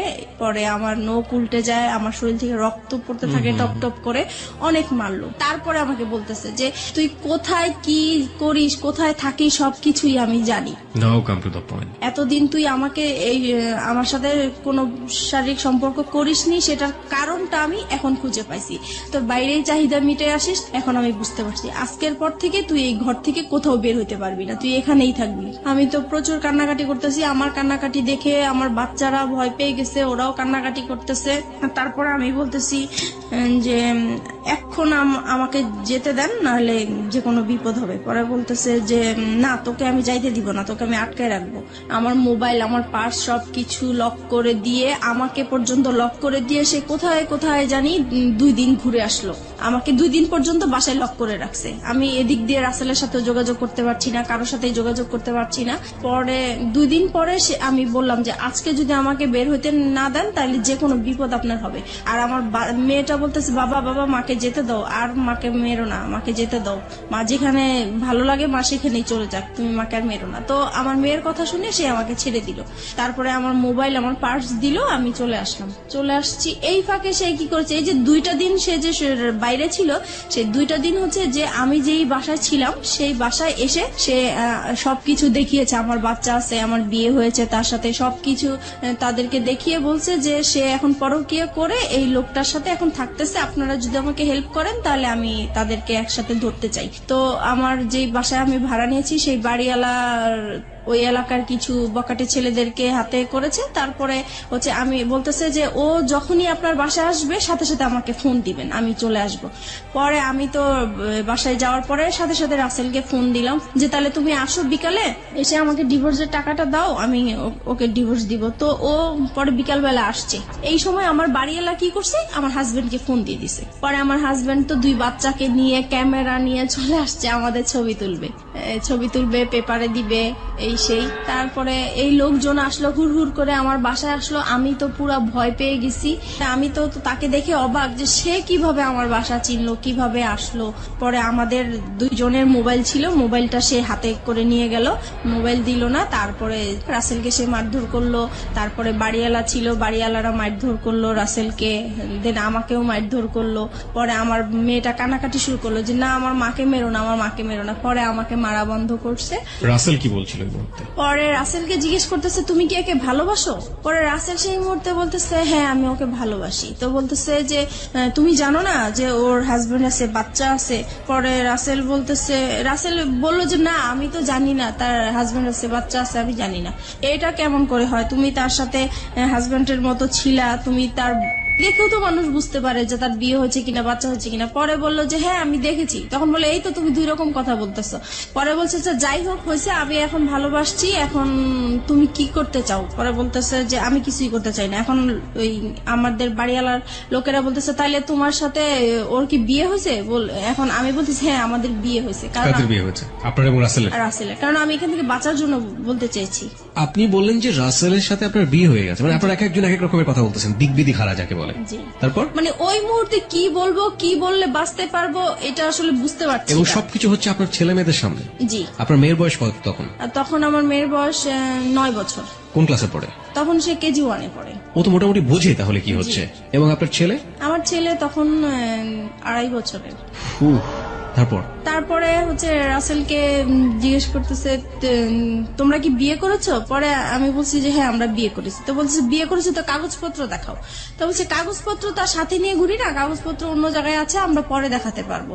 পরে বলতেছে না এখনই দেখাইতে হবে। তো বলছে এখন তো দেখানো সম্ভব না। পরে বললো যে তুমি তোমার হাজবেন্ডকে ডিভোর্স দিছো? আমি বলছি না, ডিভোর্স দেইনি। পরে তাহলে এটা কেমন বিয়ে? ডিভোর্স দাও নাই, বিয়ে এটা তো বিয়ে হয়নি আসলে। পরে যাই হোক এইভাবে মানে তর্ক বিতর্ক হতেই থাকে। থাকে। পরে আমার হাজবেন্ড আবার এই দিক দিয়ে কি করেছে, আমার বোন আমার মাকে ফোন দিয়ে জানিয়েছে যে আপনার মেয়ে অ্যাক্সিডেন্ট করেছে, সে মারাই গেছে, এই কথা বলেছে। নয়তো আমার মা বোন তো আসবে না, এরকম ঝামেলার মধ্যে কখনোই আসবে না। তো এরা তো মারা গেছে শুনে মানে তারাও খুব অস্থির হয়েছিল। তারপরে তারা আসছে, এসে দেখে তো এই কাহিনী। পরে তো আমার বোন ওখানে সবার সামনে বোনের জামাই অপমান করলো যে তুমি এই টাইপের হতে পারবা, আমার বড় বোন হয়ে এরকম একটা কাজ করলা, কখনোই ভাবতে পারি নাই। তারপরে আমার বোনের জামাই যেটা মানে বুদ্ধি করলো যে এখন এখান থেকে বাঁচাতে হবে, এখন কিভাবে বাঁচানো যায়। তো বলছে যে এখন আমরা বিচার করব, হয় দুইজনকে পুলিশে দিব আর নয়তো বিয়ে দিয়ে দিব। এখন রাসেল বলতেছে না, আমি ওকে বিয়ে করব না। পরে বলতেছে কেন বিয়ে করবেন না, আপনার ভালোবাসছেন, এতদিন ছিলেন, কেন বিয়ে করবেন না। পরে আমি ওকে বললাম যে কি ব্যাপার, তুমি এইগুলো বলছো কেন। পরে ও আমাকে একপাশে আড়ালে ডেকে বলতেছে দেখো আমার এখান থেকে বাঁচতে হবে, এখান থেকে আমি যদি বাঁচতে পারি তুমিও বাঁচবা, এখানে আমাকে তুমি হেল্প করো, আমাকে যাওয়ার জন্য তুমি হেল্প করো। তারপরে আমি ওর কথা আবারও বিশ্বাস করলাম। তারপরে আমি পরে বলতেছি না আমরা বিয়ে করব না। এখন পরে বলতেছি তাহলে আপনি কি করতে চান, আপনি কি আপনার হাজবেন্ডের কাছে ফিরে যেতে চান। আমি বলছি না, আমি ওকে বিয়েও করব না, আমি হাজবেন্ডের কাছে ফিরে যাব না। বলে তাহলে কোথায় যাবেন। পরে বলছি কোথায় যাবো সেটা আমার ব্যাপার। যাই হোক এইভাবে পরে আমার ছোট বোনের জামাই বলতেছে আচ্ছা আপনারা ওকে কি করবেন করেন, আমি আমার বোনকে নিয়ে যাই, যেহেতু আমি গার্ডিয়ান না, তার মা আছে, তার মা অসুস্থ হয়ে গেছে, আসতে পারছে না, আমরা যাই বিচার করি না কেন আমরা বিচার করব। এইভাবে পরে রাসেলকে নাকি ওরা আড়াল করে, রাসেলকে আবার একটা রুমে ওরা লক করে রাখছে। তারপর কিছুক্ষণ পরে রাসেলকে বলতেছে তোমার অ্যাড্রেস লিখো, তোমার ফোন নাম্বার লিখো, তোমার মা বাবাকে ডাক দাও, তারা আসুক, তারপরে তারা ছুটায় নিয়ে যাক। এখন রাসেলকে অ্যাড্রেস লিখতে বলছে, রাসেল অ্যাড্রেস লিখছে। তো এখন ওরা আবার চালাকি করে বলতেছে কি যে অ্যাড্রেস একবার লিখছে, ওকে আরেকবার লিখতে দেন, মানে পরের বারও কি ঠিক লিখে কিনা বা ভুল লিখে কিনা এটার জন্য। পরের বারও দেখে যে একই রকম অ্যাড্রেস লিখছে। যাই হোক তারপরে রাসেলকে একটা রুমে লক করে রাখছে। ওই আমাদের বাড়িওয়ালাটা কি করছে, ওই রুমটাতে যে রাসেলের সাথে কি যেন ফিস করে কথা বলার পরে রাসেলকে ছেড়ে দিল। পরে মানে বাড়িওয়ালাটা এসে বলতেছে যে না আসলে ছেলের কোনো দোষ নাই, ছেলে খুব ভালোই ছিল, ছেলেকে ছেড়ে দেন। পরে রাসেলকে ছেড়ে দিল। ছেড়ে দেওয়ার পরে আস্তে আস্তে পরে বাড়িওয়ালা আমার মাথায় আবার হাত টাত বুলিয়ে বলতেছে যাও মা তুমি চলে যাও, এইভাবে তুমি বাচ্চাদেরকে ছেড়ে আসছো, তোমার লাইফ তো চলেই গেছে, এখন বাচ্চাদের জীবন, বাচ্চাদের দিকে তাকিয়ে হইলেও তুমি এরকম স্বামীর সংসার করতেই হবে তোমার। পরে যাই হোক আমার বোনের জামাই আমাকে নিয়ে আসলো, বাচ্চা দুইটা ওর বাবার সাথে চলে গেল, আর রাসেল তো আগেই বের হয়ে গেল। তারপরে আমি আমার মার বাসায় চলে আসলাম। এখন মার বাসায় আসার পরে আমি রাসেলকে ফোন দিলাম, পরপরই আমি রাসেলকে ফোন দিলাম যে দেখো তুমি এরকম কেন করলা, ওখানে তুমি আমাকে চিনোই না, এই না সেই না। তখন সে মানে খুব রাগী হয়ে আমাকে বলতেছে যে দেখো আমি তোমার সাথে এতদিন সম্পর্ক করছি, আমি তোমাকে সত্যিই ভালোবাসছিলাম, কিন্তু তোমার জন্য আমি এত বড় অপমান হবো আমি কখনোই কল্পনা করতে পারি নাই। আজ পর্যন্ত আমার মা আমাকে তুই করেও বলে নাই, মারবে তো দূরের কথা, আর সেইখানে আমি তোমার জন্য রাস্তার মানুষের কাছে মার খেয়েছি, বকা খেয়েছি। আমি আর তোমার সাথে কোনো রকমই সম্পর্ক করব না, তুমি তোমার মতো চলো, আমি আমার মতো চলি। তো আমি বলছি দেখো এখন তোমার জন্য আমি রাস্তায় বের হয়েছি, আজকে আমার ঘর ছাড়লাম, সন্তান ছাড়লাম, তাহলে এখন আমি কোথায় যাব। বলতেছি তুমি কোথায় যাবা, কি করবে, একান্তই তোমার ব্যাপার, আমি আর তোমার সাথে নাই। আপনি এগেইন এই সেন্টেন্সটা রিপিট করেন, আপনি কি বললেন? তোমার জন্য? বলতেছি তোমার জন্য আমি ঘর ছাড়লাম, সংসার ছাড়লাম, সন্তানদেরকে ছেড়ে তোমার আশায় আমি রাস্তায় বের হলাম, এখন তুমি বলতেছো যে তুমি আমাকে চিনো না, আমার দায়িত্ব নিবা না, তাহলে আমি এখন কোথায় যাব। আমরা এই সেন্টেন্সটা এখানে দুইবার বলেছি প্রিয় শ্রোতা। This is a very important sentence of this কি বলা যেতে পারে, রিভিল অফ ট্রুথ। আমরা ফিরে যেতে চাই আপনার কাছে আবারও, বলুন। হ্যাঁ, তারপরে সে বলতেছে না আমার পক্ষে আর তোমাকে নিয়ে এগিয়ে যাওয়াটা সম্ভব না। তো বলছি যে দেখো যাই কিছু হয়েছে না কেন এটা সব মানুষ করেছে, আমার কাছ থেকে তো তুমি কোনো খারাপ আচরণ পাওনি এই পর্যন্ত। বলছেন না পাইনি। আমি তাহলে তুমি কেন এরকম করতেছো আমাকে, বলে আমি এত কিছু জানি না, আমি এই কথাটাই শুধু বলবো তোমাকে যে তোমার সাথে আমার আজীবন একটা সম্পর্ক থাকবে, আজীবন কথা হবে, কিন্তু কোনোদিন দেখা হবে না। তোমার কোনো যদি বিপদ হয়, তোমার টাকা পয়সা লাগে, আমি তোমাকে সেই দিকে হেল্প করব, কিন্তু তোমার সাথে আর এখন পর্যন্ত আমি আর কোনো সম্পর্ক রাখতে চাই না, ভালোবাসার কোনো সম্পর্ক রাখতে চাই না, একটা ফ্রেন্ডশিপ হিসাবে যতটুকু করার আমি করব। তারপরে যাই হোক সেই ফোনটা রেখে দিল, আমি আর তাকে ফোন টোন দেই নাই। আমার মন খুব খারাপ। এইদিকে মা আমাকে প্রচুর গালাগালি করতেছে, আমার ছোট বোন আমাকে গালাগালি করতেছে, আমার খুবই খারাপ লাগতেছে। শুধু মনে হচ্ছে যে আমার এখন মরে যাওয়াই উচিত, এছাড়া আর কিছু করা উচিত না। কিন্তু কি আর করবো বুঝতেছি না। একদিন পরে আমি তাকে আবার ফোন দেই, রাসেলকে ফোন দেই, খুব কান্নাকাটি করে আমি তাকে বলতেছি, দেখো যেভাবেই হোক তুমি আমাকে ভুল বুঝো না, তুমি এখন আমি কি করবো, আমি তোমাকে ছাড়া বাঁচবো না, তোমাকে এত ভালোবেসে ফেলছি, আমি তোমাকে ভুলতেও পারছি না, ভোলা সম্ভব না, আমি এখন কি করব, তুমি একটা উপায় আমাকে দাও, তুমি যেভাবেই হোক তুমি একটা কিছু করো। আর বলতেছে না আমি আর কোনো মতেই তোমার সাথে সম্পর্ক কন্টিনিউ করতে চাই না। অনেক বুঝিয়েছি, সে কোনোভাবেই কিছু করবে না। যাই হোক আমি পরে কি করব, বাসায় এইভাবেই আসি। মা আমাকে বলতেছে যে তুমি এখন আমার ঘর থেকে বের হয়ে যাও, তোমার মতো মেয়ে আমার দরকার নাই। যেখানে আমাদের এই এলাকার মধ্যে কোনোদিন কেউ একটা খারাপ কথা বলতে পারে নাই, আজকে তোমার জন্য এলাকা তোমার হাজবেন্ড যখন আইসা বলছে যে তুমি মারা গেছো, আমি রাস্তায় ছিলাম, সেই রাস্তার মধ্যে আমি অজ্ঞান হয়ে পড়ে গেছি, সেখানে মানুষজন জিজ্ঞেস করছে কেন এরকম হয়েছে, সবাই জেনে গেছে, এখন আমি এই মুখ আমি কিভাবে দেখাবো, তোমার জন্য আজকে আমি এত অপমান হলাম, আমি তোমার মতো মেয়ে আমার দরকার নাই, এরকম বললো। পরে এখন আমি ভাবছি কি মার রাগ উঠেছে, হয়তো বা রাগ কমে গেলে পরে ঠিক হয়ে যাবে, কিন্তু না, একদিন দুদিন হয়ে গেল সে আমার সাথে কোনো কথাও বলে না, আমি খেয়েছি কিনা সেটাও জিজ্ঞেস করে না। পরে আমার কাছে খুবই খারাপ লাগলো। পরের দিন সকালবেলা সে কি করলো, আমার যত জিনিসপত্র আছে সবই সে ঘর থেকে বের করে দিল। এখন আমাকেও বলতেছে যে এখন বের হয়ে যাওয়ার জন্য। পরে শেষ মুহূর্তে আমি আবার রাসেলকে ফোন দিলাম যে দেখো আমি তো মার বাসায় আশ্রয় নিলাম, এখন মাও আমাকে বের করে দিচ্ছে, এখন আমি কি করব। বলে তুমি কি করবে এটা তোমার ব্যাপার, তুমি আজকের পর থেকে আমাকে আর ফোন দিবা না। তারপরে এইভাবে এখন আমি কি করব, পরে শেষ পর্যন্ত আমি আমার হাজবেন্ডকে ফোন দিলাম। এখন চিন্তা করলাম যে আমার তো আর কোথাও যাওয়ার জায়গা নাই, এখন আমার সেইখানে ছাড়া আর কোথাও যাওয়ার জায়গা নাই, কি করব এখন। পরে ওকে ফোন দিলাম, ও বলতেছে যে তুমি এখন কি করতে চাও। এখন বলছি যে আমি আপনার সংসারে ফিরে যেতে চাই। বলছে যে ঠিক আছে তাহলে আসো, তোমার জন্য তো আমার রাস্তা সবসময় খোলা।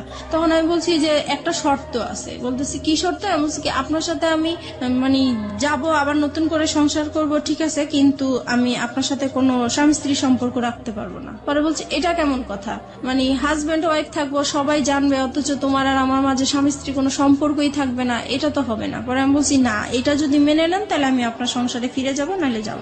পরে সে বললো যে ঠিক আছে আমি রাজি। এখন সে হুট করে রাজি হয়ে গেল। যাই হোক আমি যে উকিলের কাছে গিয়েছিলাম ডিভোর্সের জন্য, সেখানে যে আবার ক্যান্সেল করলাম, দুইজনে গেলাম, পরামর্শ নিলাম। উকিল বলল যে তোমরা ভালো হয়ে চলো, যে কোনো বিপদ হলে আমাকে আবার ফোন দিও। এত কিছুর পরও আপনার হাজবেন্ড আপনাকে মানলো, মেনে নিল। এবং এই মেনে নেওয়াটাকে আপনি ওই মুহূর্তে কি হিসেবে দেখেছেন? ওই মুহূর্তে দেখেছি যে না আসলে সেই ভালো, আমি যত অন্যায় করেছি কিন্তু সে তো আমাকে মেনে এবং আপনি এমন একটা কন্ডিশন তাকে দিলেন যেটা কোনো হাজবেন্ডই কখনোই মানবে না। আপনি সেই কন্ডিশনও সে মেনে নিল এত কিছুর পরে। তারপরে গেলাম। তারপরে যাওয়ার পর থেকে এখন যেটা হয়েছে যে আগে আমি যত তার কাছ থেকে অবহেলা, অত্যাচার, টর্চারিং যা পেয়েছি, এখন দ্বিগুণ সে বেড়ে গেল। এখন সে কথায় কথায় আমাকে বলে এতদিন তো তুই বেটা নিয়েছিলি, এখন কেন এই সেই, মানে বিভিন্ন টাইপের খারাপ ভাষায় গালাগালি করে। তারপরে খুব মারধর, আবারও সেই রকম মারধর। আমার মেয়েটা তখন তো বড় হয়ে গেছে, আমি আমার বাচ্চাদেরকে নিয়ে আলাদা ঘুমাই, সে আলাদা রুমে ঘুমায়। তো সেই মুহূর্তে আমার বাচ্চাদের সামনে এসে সে আমাকে খুব জোর জবরদস্ত করে, সে আমাকে খুব মারধর করে। আবারও সেই আগের মতো মারামারি। রুম কয়টা ছিল আপনাদের? একটাই রুম? না, আমাদের রুম ছিল 4টা। বাসা যে বাসায় ভাড়া থাকতেন সে বাসায় 4টা রুম। আপনাদের পার্সোনাল রুম কয়টা টোটাল? আমাদের পার্সোনাল রুম তো একটাই, মানে ওই রুমের মধ্যেই বাচ্চা কাচ্চা এবং আপনারা থাকতেন? না, আমি আমার বাচ্চাদেরকে নিয়ে থাকতাম আর ও আলাদা রুমে থাকতো। তার মানে 2টা রুম ছিল আপনাদের? জি। তাহলে এই যে এই কাজগুলো যখন হয় বা এরকম যখন, তখন বাচ্চা কাচ্চাদের সামনে মারধর কেন করবে, বা বাচ্চা কাচ্চাদের সামনেই কেন এই ডিমান্ড গুলো আসবে? সে মানে আমাকে বলতো তার রুমে যাওয়ার জন্য, আমি যেতাম না, তাই তখন আপনার রুমে চলে আসতো? আমার রুমে চলে আসতো। তারপরে যেটা হয়েছে মানে এরকম জোর করতো। একটা সময় আমার বাচ্চারা জাগনা থাকতো, তারপরেও সে জোর জবরদস্ত করতো। আমি তাকে এত বলতাম যে দেখেন আমার বাচ্চাগুলো আছে, ওরা তো বুঝতেছে, কেন আপনি ওদের সামনে এরকম করতেছেন। বলতেছে তুই তো খারাপ হয়ে গেছিস, তুই যে খারাপ এটা ওরা জানার দরকার আছে, ওদের বোঝার দরকার আছে, সেই জন্য এরকম করি। তারপরে থেকে কি হতো, আমি রাতে আর ঘুমাতাম না, আমি সারা রাত জেগে থাকতাম। আমার সারাক্ষণ ভয় করতো যে সে কখন আসে, কখন মারধর করে, তাই ঘুমাতাম না। এক সময় সে আমার বালিশ, আমার কাঁথা এগুলো নিয়ে যেত যেন আমি ঘুমাতে না পারতাম। সে মানে ফ্যান বন্ধ করে রাখতো, লাইট জ্বালায় রাখতো। ক্রেজি কেন হয়ে গেলেন? আপনি স্বামী হিসেবে তাকে মানছেন, স্বামীর অধিকার তাকে দিচ্ছেন না কেন? কারণ দেখছি না, আমার শুধু এটা মনে হচ্ছে যে তার জন্যই আমি আমার রাসেলকে হারালাম। সেই মুহূর্তে রাসেলকে মানে ভুলতে পারছি না, রাসেলের জন্য আমার খুব কষ্ট হচ্ছে। যেখানে প্রত্যেক দিন আমি রাসেলের সাথে দেখা হয়, একদিন দেখা না হলে আমার খুব কষ্ট হয়। সেই মুহূর্তে তার সাথে আমার কথা হচ্ছে না, দেখা হচ্ছে না, আর সে মানে রাসেল আমার সাথে এরকম বিহেভ করলো একমাত্র তার জন্যই, এটা মনে হয়েছিল আমার তখন সেই মুহূর্তে। চলুন আমরা ফিরে যাই মিতার কাছে। মিতা, যে জায়গাটিতে আমরা ছিলাম, আপনি বলছিলেন যে আপনার হাজবেন্ডের সাথে, তখনও তিনি আপনার হাজবেন্ড, যদিও আপনি মন থেকে মানতে পারেন না, আপনার কাছে ওনার স্বামীর অধিকার চাওয়াটাই স্বাভাবিক, সেটা আপনি দিতে পারতেন না। এবং সেখানে খুব সহজ সরল একটা কথা আপনি বলেছিলেন একটু আগে, যেটা অনেকেই স্বীকার করবেন না। The real hard truth is যে ওই ছেলেটা, যে ছেলেটার সাথে আপনার অ্যাডাল্টারি সম্পর্ক, অ্যাডাল্টারি মানে অনেকেই বুঝবেন বাংলাতে হয়তো পরকীয়া বলে এটাকে, ওই অ্যাডাল্টারি সম্পর্কের এক ধরনের লাভ বলতেছেন আপনি সেটাকে, এবং মনে হতো যে ওই ছেলেটাকে তো সরে যাওয়ার পেছনে এই আমার হাজবেন্ডই দায়ী। তারপর হচ্ছে এরকম জোরাজোরি করতে থাকে। একদিন আমি বলেছিলাম যে আসলে আমার মনটা তো খুব খারাপ, আমার শারীরিক অবস্থা খারাপ, মানসিক অবস্থা খারাপ, এর জন্য হচ্ছে না, আমি একটু সুস্থ হয়ে নেই। তো বলতেছে তো কি করা উচিত? তো আমি বলতেছি তাহলে আমার একটু ডাক্তারের কাছে যাওয়া উচিত, মানসিক ডাক্তারের কাছে যাওয়া উচিত। তো সে বললো ঠিক আছে তাহলে যাও তুমি। পরে আমি পিজি হসপিটালে যাই, ওখানে দেখাই একজন বিশেষজ্ঞকে। তারপরে সব কথাই উনাকে বললাম, উনি আমাকে প্রেসক্রিপশন করে দিল, আমাকে নিতে বললো। আমি ওই হসপিটালে গিয়েছিলাম, তো ওখানে জ্যামের জন্য আমি কিছু সময় আর কি ব্যয় হয়েছে আমার, তো আসতে দেরি হচ্ছিল। আমাকে ফোনের উপরে ফোন করে যাচ্ছে, ফোনের উপর ফোন করে যাচ্ছে। তো আমি বলতেছি আমি তো জ্যামে পড়ে আছি, এজন্য আসতে দেরি হয়েছে। পরে যাই হোক বাসায় আসলাম, আসার পরে সে কি করলো, আমাকে টেনে নিয়ে অন্য একটা তার রুমে নিয়ে গেল, নিয়ে যে আমার মানে কাপড় চোপড় যা আছে সব খুলে আমাকে চেক করতে লাগলো। তো আমি বললাম কি ব্যাপার, আপনি এরকম করছেন কেন? বলতেছে তুই এত দেরি করলি কেন, নিশ্চয়ই তুই কারোর সাথে কিছু করে আসছিস, সেটাই আমি চেক করছি। তখন এইভাবে আর কি পরে আরো অশান্তি, সেই দিন আমাকে খুব মারধর করলো। পরে আমি চিন্তা করলাম যে না আমি আর থাকবো না, কিন্তু থাকবো না তো কোথায় যাব বুঝতেছি না। পরে সেদিন রাতে আবার সে কোথায় জানি ছিল, বাসায় আসা নেই। পরে সেদিন রাতে আমি আবার মনে হলো যে আমি একটু রাসেলকে ফোন দিই, একটু ট্রাই করে দেখি। পরে আমার কাছে একটা ফোন ছিল, আমি লুকিয়ে রাখছিলাম ওইটা, আমার তো এমনিতে ফোন টোন সব নিয়ে গেছে। তারপরে যেটা ছিল সেটা আমি লুকিয়ে রাখছি, ওইটা বের করে আমার আলাদা একটা সিম ছিল, ওইটা দিয়ে আমি রাসেলকে ফোন দিয়েছি।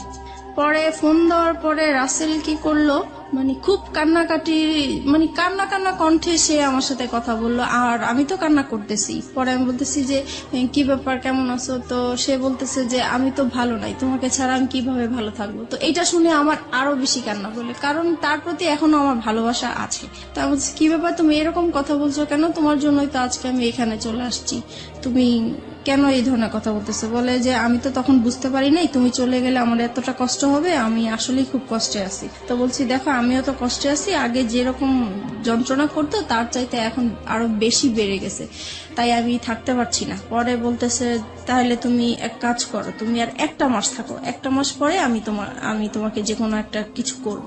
তো আমি বলছি দেখো আমার কাছে আমি যদি একটা মাস থাকি তাহলে আমার এখানে লাশ বের হবে, আমি আর থাকবো না, ও যেভাবে আমাকে টর্চার করতেছে। পরে বলতেছে তাহলে তুমি কি করতে চাও? এখন আমি বলছি কি দেখো আমি ওকে আজকেই বের হয়ে যেতে চাই, বের হয়ে ওকে আমি একটা ডিভোর্স দিয়ে দিব সাথে সাথেই। তারপরে আমি কারো কাছে ধরো এক মাস, তুমি যেহেতু সময় নিতে চাচ্ছ, এক মাস আমি কোথাও আশ্রয় নিব, তারপরে তুমি যেটা করবে আমি সেটাই প্রস্তুত থাকবো। পরে বলতেছে যে ঠিক আছে তাহলে তুমি যেটাই করো ভেবে চিন্তে করো। পরে আমি কি করলাম, পরে আমি এখন বের হয়ে যাব।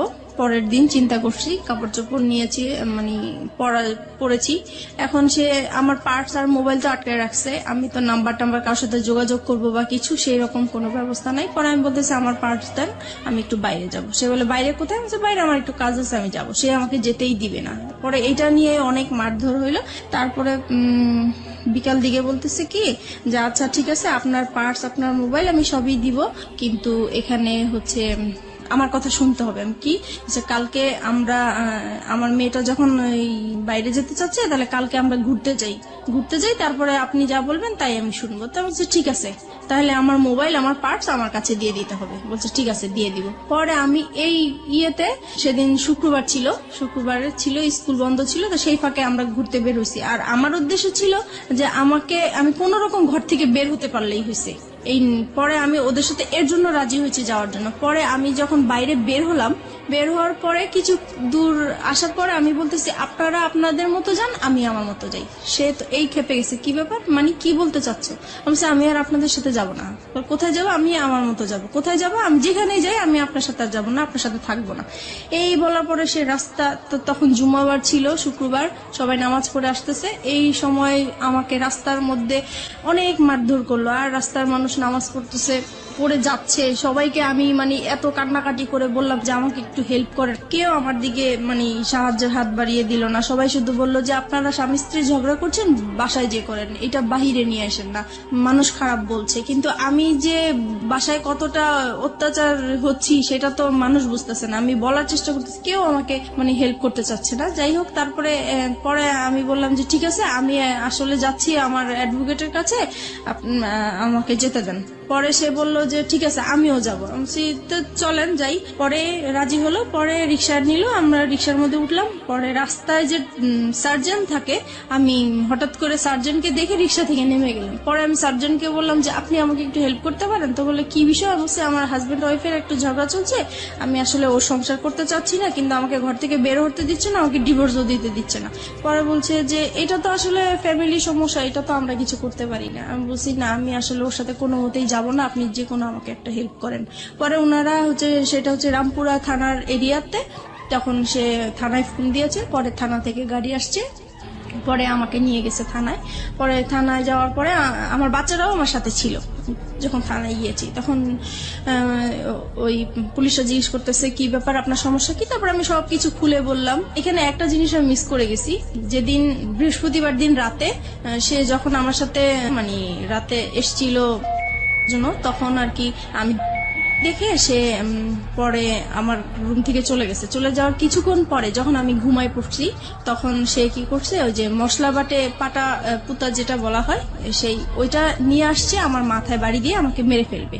পুতা দিয়ে মেরে ফেলতে চাইছিল, সেটা আমার মেয়ের জন্য আমি বেঁচে গেছি। তারপরে শুক্রবারে আমি ডিসাইড করলাম যে এখানে আর আমি থাকবো না, যেহেতু আমার জীবনের ঝুঁকি হয়ে যাচ্ছে। তারপর সেই ঘটনাগুলোই আমি থানাতে বললাম। তারপরে উনারা বলল যে আমরা শিওর আপনারা আর 1 মাস 2 মাস পরে আবার মিলে যাবেন। আমি এরকম কেস অনেক দেখেছি, কিন্তু আপনারা উনার নামে মামলা করা বা জিডি করা এটা ঠিক হবে না, আপনারা মিলে যান। ওনারা অনেক বোঝাচ্ছে আমাকে মিলে যাওয়ার জন্য, কিন্তু আমাদের জায়গা থেকে এটা হ্যাঁ, পারফেক্ট। তারপরে উনারা জিডি লিখবেও না, বলতেছে না আমরা লিখবো না।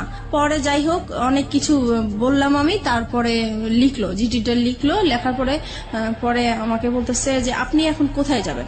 আমি এখন আমার একটা দুঃসম্পর্কে বোন আছে, ওনার বাড়িতে যাব, ওখান থেকে যেয়ে আমি তাকে ডিভোর্স দিব। বলছে যে ঠিক আছে, আপনি যখন থাকবেন না তাহলে তো আর জোর করার কিছু নেই, আপনি চলে যান। আমি বলছি যে দেখেন, আমি এখন যদি চলে যাই, সে আমার পিছে পিছে যাবে, রাস্তায় একটা সিন ক্রিয়েট করবে, আপনারা আমি যাওয়া পর্যন্ত ওনাকে আটকে রাখেন। তো বলছে ঠিক আছে, আমরা করতেছি। পরে ওকে আটকে রাখছে, আমি চলে আসছি, আমার একটা দুঃসম্পর্কের বোনের বাসায় চলে আসছি। আসার পরে ওদের কাছ থেকে 2-3 দিন মানে শুক্রবার শনিবার হচ্ছে মানে সরকারি অফিস বন্ধ থাকে, আদালত বন্ধ থাকে, তাই আমি ওকে ডিভোর্স দিতে পারি নাই। রবিবারে আমি ওকে ডিভোর্স দিয়ে দিয়েছি। ওকে। তারপর ডিভোর্স দেওয়ার পরে আমি পরে রাসেলকে জানিয়েছি যে দেখো আমি ওকে ডিভোর্স দিয়েছি, আমি চলে আসছি। পরে বলছে ঠিক আছে, তাহলে তুমি এখন কি করতে চাও? তুমি যদি এখন ঢাকায় থাকো তাহলে তো তোমাকে ধরে নিয়ে আবার, আর ডিভোর্সের বিষয়টা আমাকে উকিল বলেছে যে 3 মাসের মধ্যে যদি আপনাদের আবার মিল হয়ে যায় তাহলে এই ডিভোর্সটা ক্যান্সেল হয়ে যাবে, আর 3 মাসের পরে যদি কিছু হয় তাহলে ডিভোর্সটা সম্পূর্ণ হবে। তাই এখন চিন্তা করতেছে যে 3 মাস আমাকে অন্তত ওর কাছ থেকে দূরে থাকতে হবে, কি করা যায় এখন। পরে আমি রাসেলকে বললাম যে দেখো, আমি তো আমার এরকম আপন মার সাথে একবার দেখা করেছিলাম, সে বলেছে যে কোনো সময় যদি আমার কাছে আসতে চাও, তুমি একটা অ্যাড্রেস দিয়েছিল, সেই অ্যাড্রেসটা আমার মনে আছে, আমি কি ওইখানে যাবো? তো বলছে ঠিক আছে যাও, আর তোমার মার সাথেও দেখা করে আসো, ভালোই হবে বিষয়টা। তো আমার মার বাড়ি আর দাদা বাড়ি কাছাকাছি ছিল, কিন্তু দাদা বাড়ি আমি যাই নাই, কারণ হচ্ছে যে আমার প্রত্যেকটা কাগজপত্রের মধ্যে আমার দাদা বাড়ির অ্যাড্রেস ছিল। সে ভালো, আমার হাজবেন্ড ভালো করেই জানে যে ওই অ্যাড্রেসটা, আমার চিন্তা ছিল ওখানে গেলে আমাকে খুঁজে বের করে ফেলবে, এরকম কিছু মনে হয়েছিল আমার কাছে। সেজন্য আমি আমার দাদা বাড়ি যাইনি, আমার নানা বাড়িটা খুঁজে বের করছি। খুঁজে বের করার পরে গিয়েছি ওখানে, সবাই আমাকে প্রায় অনেক বছর পরে আমাকে দেখেছে, সবাই ছোট দেখেছে, কেউ চিনতেও পারে নাই। যাই হোক, পরিচয় দেওয়ার পরে সবাই খুব কান্নাকাটি করলো, এত বছর পরে তোমাকে দেখলাম, আমরা আশাও করি নাই। ওখানে ছিলাম, ভালোই ছিলাম কিছুদিন। হঠাৎ করে সে আমাকে মানে কিভাবে জানি জানতে পারলো আমি ওখানে আছি। তারপরে সে আমার নানা বাড়িতে আমাকে খুঁজতে গেল। পরে মানে আপনার হাজবেন্ডের নাম কি ছিল? আমার হাজবেন্ড নাম জামান ছিল। জামান, মানে জামানই খোঁজটা পেল, রাইট? ওকে, তারপরে সে আমার মামা বাড়ি গেল, যাওয়ার পরে ওখানে যে আর গ্রাম সাইডটা হচ্ছে এরকম যে মেয়েরা স্বামী ছেড়ে অন্য কোথাও চলে যাবে, এটা খুবই একটা খারাপ চোখে দেখে এবং বাতাসের আগে কথা ছড়ায়। জি, right. So we know the situation, ultimately কি হলো? আলটিমেটলি সে ওখানে যে আমার মামাকে বলল যে আমি অন্য একটা ছেলে হাত ধরে চলে আসছি, এই সেই পুরো ডিটেল কাহিনী যেটা বললো, দ্য রিয়েল স্টোরিটাই বলেছে সে ওখানে। তার ফরে গিয়েছে ব্যাপারটা, কারণ পৃথিবীর কেউ এটা বিলিভ করবে না, এবং মেয়েটার যে আসলে কোনো কারণ থাকতে পারে ওখানে যাওয়ার, সেটাও সে কেউ মানতে চাইবে না, যেমন ভাবে মানতে চাচ্ছে না ফেসবুকের অসংখ্য শ্রোতা। ওই তো গ্রামের সবাই আর কি আমাকে খারাপই বলছে। তারপরে আমার মামা শুধু একটাই বললো যে দেখো, তুমি যদি কোনো না কোনো ভাবে অশান্তি যদি নাই করে থাকো, তাহলে সে এত বছর পরে 2টা বাচ্চা ফেলে কেন বের হবে? বুঝলাম তার অপরাধ আছে। আচ্ছা যাই হোক, তুমি যদি তোমার মা বাবাকে এখানে আমাদের কাছে নিয়ে আসতে পারো আর আমাদের কাছে সরি বলবা, আর এরকম কখনোই এরকম কিছু হবে না যদি বলো, তাহলে আমি তোমার কাছে উঠাই দিব। The big point and the question is, শান্তির জন্য সে রাসেলের হাত ধরেছে। শান্তি কি সে শেষ পর্যন্ত পেয়েছে? আমরা অনুষ্ঠানের শেষের দিকে চলে আসছি ধীরে ধীরে। ওকে ফাইন, আমি রাসেলের প্রসঙ্গে স্ট্রিক্ট থাকতে চাই। রাসেলকে আপনি তো ডিভোর্স দিয়ে দিলেন, তারপরে কি আপনি বললেন যে এবার আমাদের বিয়ে করা উচিত? রাসেলকে হ্যাঁ বলেছি, তো সে তখন বলেছে, সে কি বলে? তখন বলেছে যে 3 মাস পার না হলে তো করতে পারবে না। ফাইন, 3 মাস পরে কি হলো? তারপরে হচ্ছে পরে বলতেছি দেখো আমার তো কিছু সমস্যা আছে, লোন আছে, এখন আমি লোনগুলা শোধ করতে হবে, তাছাড়া ফ্যামিলিতে এখন আমি খুব বিপর্যয় অবস্থায় আছি, এখন আমি বিয়েটা করতে পারবো না, আরো কিছু পরে করব তোমাকে। সেটা কতদিন পরে? সেটা বলতেছে সেটা 6 মাস হতে পারে, 1 বছর হতে পারে। পুরোপুরি অনিশ্চয়তা। জি। ততদিনে কি আপনার ছেলে মেয়েগুলো কি আপনার কাছে থাকে নাকি আপনার জামানের কাছে? জামানের কাছেই থাকে। 3 মাস পরে, মানে ডিভোর্স হয়ে যাওয়ার 3 মাস পরে, আলটিমেটলি যখন ডিভোর্সটা অ্যাক্টিভ হয়ে গেল, তাই তো? তখন আপনি কি করছিলেন? তখন আমি হচ্ছে মানে জায়গায় জায়গায় আশ্রয় নিয়ে বেড়াচ্ছি, যেহেতু আমার নানা বাড়ি চিনে ফেলেছে, নানা বাড়ি আর থাকা যাবে না, সেজন্য আমি আমার মা থাকতো ঢাকায় গাজীপুরে চলে গিয়েছি। তারপরে গাজীপুরে যাওয়ার পরে ওখানেও সে বের করে ফেলেছে। আর ওখানে একটা ইতিহাস হয়েছে, যেটা হচ্ছে যে আমার মার যে দ্বিতীয় হাজবেন্ড, ওনার সাথে আমার হাজবেন্ডের এক্স হাজবেন্ডের আর কি একটা ভালো সম্পর্ক হয়ে গেছে। আর আমার হাজবেন্ড হচ্ছে তাকে টাকার লোভ দেখিয়েছে যে আপনি যদি ওকে আমার হাতে তুলে দিতে পারেন তাহলে আপনাকে টাকা দিব। আপনার হাতে তুলে, মানে ওর হাতে তুলে দিলে লাভটা কি হবে? ও কি করতে চায় আপনার সঙ্গে? আমার সাথে মানে সে সংসার করবে। এখনো সে সংসার করবে? এখনো সে সংসার করবে, মানে ডিভোর্স হয়ে যাওয়ার পরও সে সংসার করবে। কেন করবে সেটা আমি জানি। সে সবাইকে কষ্ট দেখায় যে 2টা বাচ্চার জন্য হলেও আমি তাকে নিতে চাই। সে যত কিছুই করুক না কেন, আমি 2টা বাচ্চার জন্য হলেও সংসার করতে চাই। ওকে।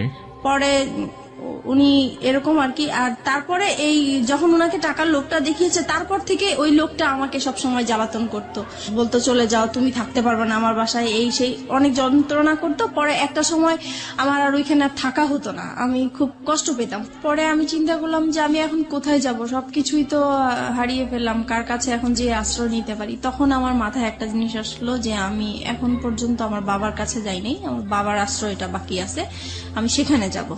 পরে আমি বাবাকে খুঁজে বের করলাম, পরে বাবার কাছে আমি আশ্রয় নিলাম।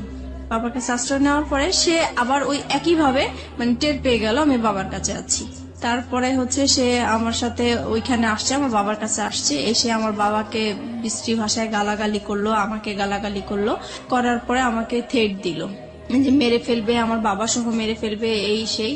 পরে আমি আবার জিডি করতে গেলাম ওর নামে, যেহেতু আমাকে থ্রেট দিচ্ছে আমি এখন ওর নামে জিডি করব। পরে আমি রামপুরা থানায় আবার গেলাম, যাওয়ার পরে বলতেছে যে আপনি এখন যে এরিয়ায় আছেন ওই থানায় যেয়ে বলবেন, এখন আর আমাদের কোনো কাজ নেই। তারপরে আমি এখন যে এরিয়া আছি ওই থানায় গেলাম, ওই থানায় যাওয়ার পরে সে আর কি আমাকে জিডিটা লিখলো। তারপরে বলতেছে যে এবার আচ্ছা আমরা তো জিডি লিখছি, আমাকে চা খাওয়ার জন্য পয়সাটা দেন, কিছু পয়সা দেন। পরে বলতেছি যে দেখেন আমার কাছে তো কোনো পয়সা নাই, আমার অবস্থা খুবই খারাপ। তো বলতেছে আপনাকে দেখে তো মনে হয় না যে আপনার কাছে পয়সা নাই।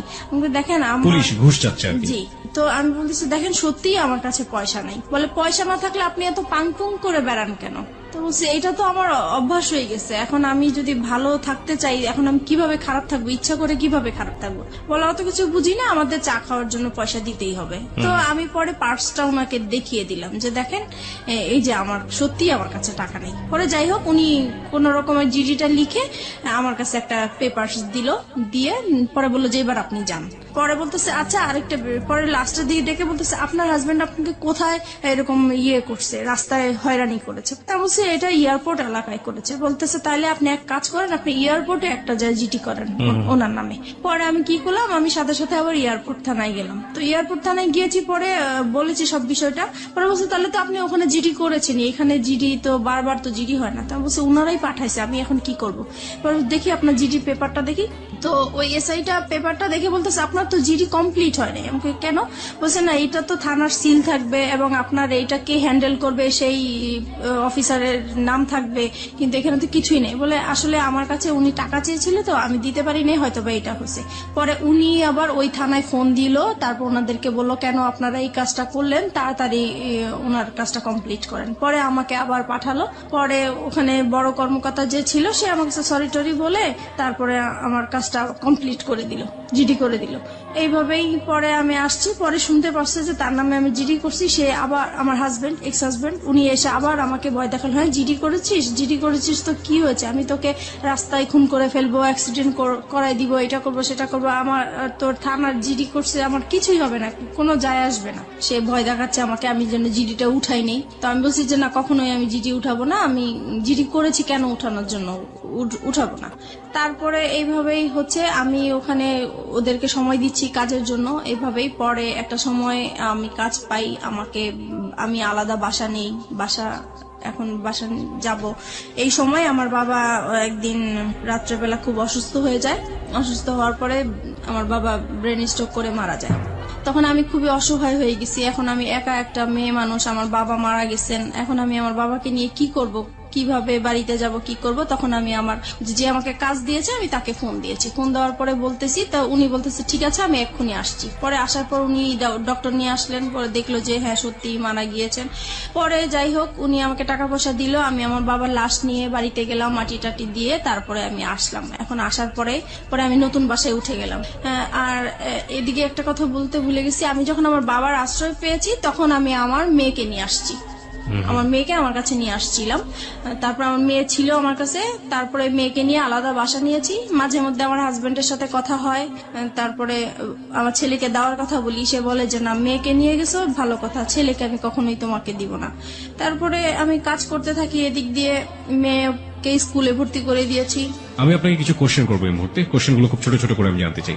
প্রথম কথা হচ্ছে যে আপনি শেষ পর্যন্ত ছেলে এবং মেয়ে দুটো পেয়েছেন আপনার কাছে, রাইট? পেয়েছি। এটা কি আপনি আইনি লড়াইয়ের মাধ্যমে পেয়েছেন নাকি আলটিমেটলি কোনো ব্যবস্থা করে তাদেরকে নিয়ে না, ওই এসেছেন? যে আমার বসরা যে পাওয়ারফুল, ওনাদেরকে পাওয়ার দেখিয়ে মানে ওদেরকে নিয়ে বসরা পাওয়ারফুল মানে আমার বস তো রাজনীতির সাথে জড়িত। মানে আপনি আলটিমেটলি যেখানে কাজ করতেন বা যে ধরনের যার কাছ থেকে সাপোর্ট পেতেন তিনি রাজনীতির সাথে জড়িত ছিলেন, তিনি আপনাকে এমনি এমনি সাহায্য করতেন? জি। এমনি এমনি কি ওই দুনিয়া আজকালকে সাহায্য করে? এবং তাও আপনার মতো মানুষকে কেন করতে যাবে সে সাহায্য? উনি একটা অসহায় মেয়ে মানুষ হিসেবে আমাকে সাহায্য করেছে। আর ওনার একটা আশা ছিল, প্রথমে আমি বুঝতে পারি নাই। একদিন সে আমাকে বলেছিল যে তুমি যদি কিছু মনে না করো আমি তোর সাথে একটা কথা বলবো। তো বলতেছে যে আমি তোমাকে বিয়ে করতে চাই। তো আমি বলছি যে না আসলে আমি আপনাকে বিয়ে করতে পারবো না। তখন বলে যে কেন করতে পারবো না? তো আমি বলছি যে আসলে আমি একজনকে ভালোবাসি, তার সাথে আমি এখনো আছি, সে আমাকে বিয়ে করবে, আমি তার সাথে কমিটমেন্টে আছি। Okay fine. তখন আপনি রাসেলের সাথে কমিটমেন্টে আছেন? জি। মানে রাসেলের সাথে এক ধরনের লিভ টুগেদার আপনি করছেন উইদাউট বিয়ে, এক ধরনের শারীরিক অনৈতিক সম্পর্ক, রাইট? জি। এবং যে বসের কথা এখানে আসছিল উনি আপনাকে কতদিন পর্যন্ত সাপোর্ট করেছিলেন, না এখনো করছেন? কে বস? যে এখনো সে করছেন, এখনো সে আপনাকে সাপোর্ট করে যাচ্ছেন উইদাউট এনি ইন্টারেস্ট? ওকে। এবং তার সাহায্যেই, তার রাজনৈতিক ক্ষমতার বলেই আপনি আপনার মেয়েটাকেও ছেলেটাকেও দুজনকে আপনার কাছে রেখেছেন। জি। ওকে। রাসেল এখন কি বলে, আমাকে রাসেলের শেষ অবস্থাটা বলেন। রাসেলের সাথে এখন আমার সম্পর্ক মোটামুটি নাই বলা চলে। নাই বললেই চলে? কেন? কারণ সে আমার একটা ফল্ট পেয়ে, মানে আসলে এটা ফল্ট না, কিন্তু সে ফল্ট ধরে জাস্ট আমাকে বলতেছে তোমার এই ফল্টের জন্য আমি আর তোমার সাথে সম্পর্ক রাখবো না। ফল্টটা হচ্ছে যে আমি যেহেতু বাইং হাউসের কাজ করি, আমার বাইরেদের সাথে কন্ট্যাক্ট করতে হয়, বাইরেদেরকে মেসেজ পাঠাতে হয়। তো একটা মেসেজ অবশ্য আমি ব্যক্তিগতভাবে পাঠিয়ে ফেলছিলাম, তো সেই মেসেজটা সে দেখেছে, দেখার পরে সে ওইটাকেই ফল্ট মনে করেছে। তো বলতেছে আমি তোমাকে কাজ করার জন্য সুযোগ দিয়েছি। জীবনে কোনোদিন সে আপনাকে সে ধরনের কথা বলেছে যে একজন মানুষকে ভালোবেসে সংসার করে তাকে ছেড়ে আসছো, আমাকেও যে ছেড়ে যাবা না, তার কোনো কি নিশ্চয়তা আছে? কখনো কি আপনাকে সেই ধরনের কোনো কথা বলেছে, রেগে হোক বা অন্য কোনো ভাবে হোক? না, এইটা আমাদের সম্পর্ক যতদিন ভালো ছিল ততদিন এই কথাটা সে বলে। ভালো মন্দের জায়গাতে আমি যেতে চাই না, আমি শুধু বলতে চাই যে তার মুখ থেকে কখনো আপনি এই ধরনের কথা শুনেছেন কিনা?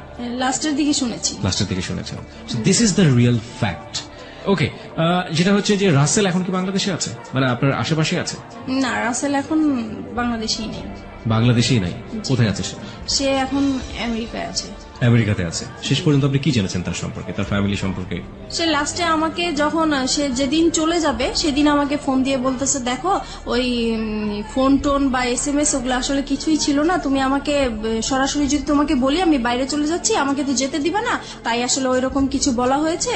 এখন যেটা হচ্ছে যে আমি চলে যাচ্ছি, সে আমার কাছে লুকিয়েছে পুরো বিষয়টা। সে বলেছে যে সে ভিজিট বিষয়ে যাচ্ছে কিন্তু কানাডায় যাচ্ছে, এই কথা বলতেছে। আমি 3 মাস পরে চলে আসবো, 3 মাস পরে তুমি যা বলবো আমি তাই শুনবো, আমি তোমাকে ছাড়া থাকতে পারবো না। তো এইভাবেই পরে কথাই হচ্ছে, উনি বাইরে থেকেও আমার সাথে কথা বলছে।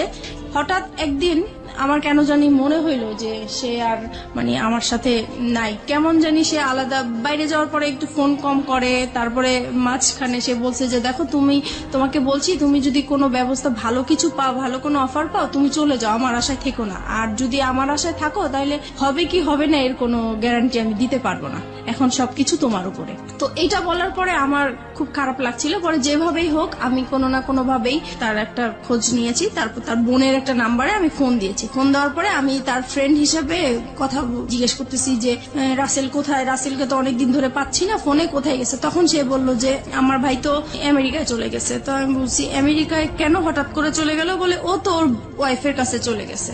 তখন আমি শর্ট হয়ে গেছি কথাটা শুনে।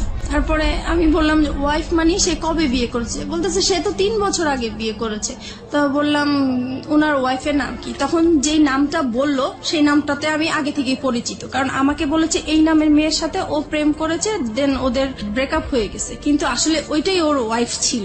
আর যখন ব্রেকআপ হয়ে গেছে তখনই ওর বউ বাইরে চলে গিয়েছিল, সেই টাইমটা সে আমার সাথে পাস করেছে। এখন বুঝতে পারছি যে সে মানে আসলে টাইম পাস করার জন্যই আমার সাথে রিলেশন করা। এত বড় ভুল একজন মানুষ কখন করতে পারে? মানে আমি ঠিক জানি না, ভালোবাসলেই বোধহয় সম্ভব না। লাভ রানস ব্লাইন্ড একটা কথা আছে যে ভালোবাসা হচ্ছে অন্ধ, এবং একটা মানুষকে কতটা অন্ধ করে দিলে একটা মানুষ এই কাজটা আসলে আমি ওর ভালোবাসার অন্ধ ছিলাম। ও এরকম কিছু কথা বলতো যা আমার কাছে খুবই মানে ভালো লাগতো এবং বিশ্বাসযোগ্য ছিল। আর যেহেতু ওকে আমি বারবার বলেছি আমি এই সমস্যাগুলো আমার হাজবেন্ডের কাছ থেকে পেয়েছি, দেন ও আমাকে মানে সবসময় ফ্রিডম দিত, সবকিছু আমি যা বলতাম তা মেনে নিত সবকিছু। এখন আপনি তো বুঝতে পারছেন যে কেন মেনে নিত? জি, কারণ তার ওয়াইফ ছিল, এটা তার জন্য একটা বোনাস ছিল। কিন্তু আমি কখনো বুঝতে পারিনি, কারণ সে রাতের পর রাত আমার সাথে কথা বলেছে, সে সারাদিন কথা বলেছে, ইভেন কি প্রত্যেক দিন আমরা দেখা করেছি আমার বাসায় এসে। আমি কখনো বুঝতেই পারি না যে সে ম্যারিড পারসন হতে পারে। রাইট, ম্যারিড পারসন না হলেও আপনার জন্য এটা একটা ভুল ছিল। সে আপনাকে বিয়ে করেনি, আপনাকে কমিটমেন্ট দিয়েছে, কমিটমেন্ট রাখেনি। This are all fault. Lastly কি অবস্থা বলেন তো আপনি আমাকে? লাস্ট যেটা হচ্ছে এখন সে মানে আমি যে জানতে পেরেছি তার বিষয়গুলো আমি তাকে জানতে দেই নাই, বুঝতে দেই নাই। আমি এখনো তার সাথে কথা বলে যাচ্ছি। এখন আপনি তাকে লাভ করেন? এখনো তাকে লাভ করি, এবং আমার মানে এখনো মনে হচ্ছে যে আমি তার জন্য সারা জীবন অপেক্ষা করে যাব। কেন? কারণ তাকে আমি অন্ধের মতো ভালোবাসি। এই জায়গাটায় যদি পাবলিক আপনাকে গালি দেয়, গালমন্দ করে, আমার কিচ্ছু বলার নেই। I will inspire them to be honest. But আপনি যে কারণে আজকে এখানে এসছেন, ভুলের জায়গাটাতে আপনার ভুলটা কোথায় ছিল সেই জায়গাটা আমি আপনাকে স্যালুট করি। এই ভুলের জায়গাটা আপনি একেবারে শেষ দিকে এসে আমাদেরকে আরেকবার স্মরণ করিয়ে দিন। আপনি কি মনে করেন আপনার ভুলটা কোথায় ছিল, অপরাধটা কোথায় ছিল? আমার অপরাধটা ছিল যে আমার সংসারেই থাকা উচিত ছিল। যত অশান্তি হোক আমি যদি একটু স্যাক্রিফাইস করতাম আমার সংসারটা টিকে যেত। আর দ্বিতীয় ভুল করেছি যে আমি তাকে ভালোবেসেছি, আমার তাকে ভালোবাসা উচিত হয় নাই। আর যেহেতু সে সবকিছু আমার কাছে লুকিয়ে রেখেছে, তার পরিচয় না জেনে এরকম অপরিচিত একটা মানুষের সাথে সবকিছু করাটা আমার ঠিক হয়নি। আপনি কি পারবেন আপনার সন্তানদেরকে সঠিক উত্তর দিতে যে আপনি এগুলো কেন করেছেন? আজকে লাখো মানুষের কাছে আপনি জবাব দিচ্ছেন। আপনার সন্তান যদি কখনো আপনার সামনে দাঁড়ায় জিজ্ঞেস করে, আমি কখনোই কিছু বলতে পারবো না। That is the ultimate penalty of you. আর কিচ্ছু লাগবে না।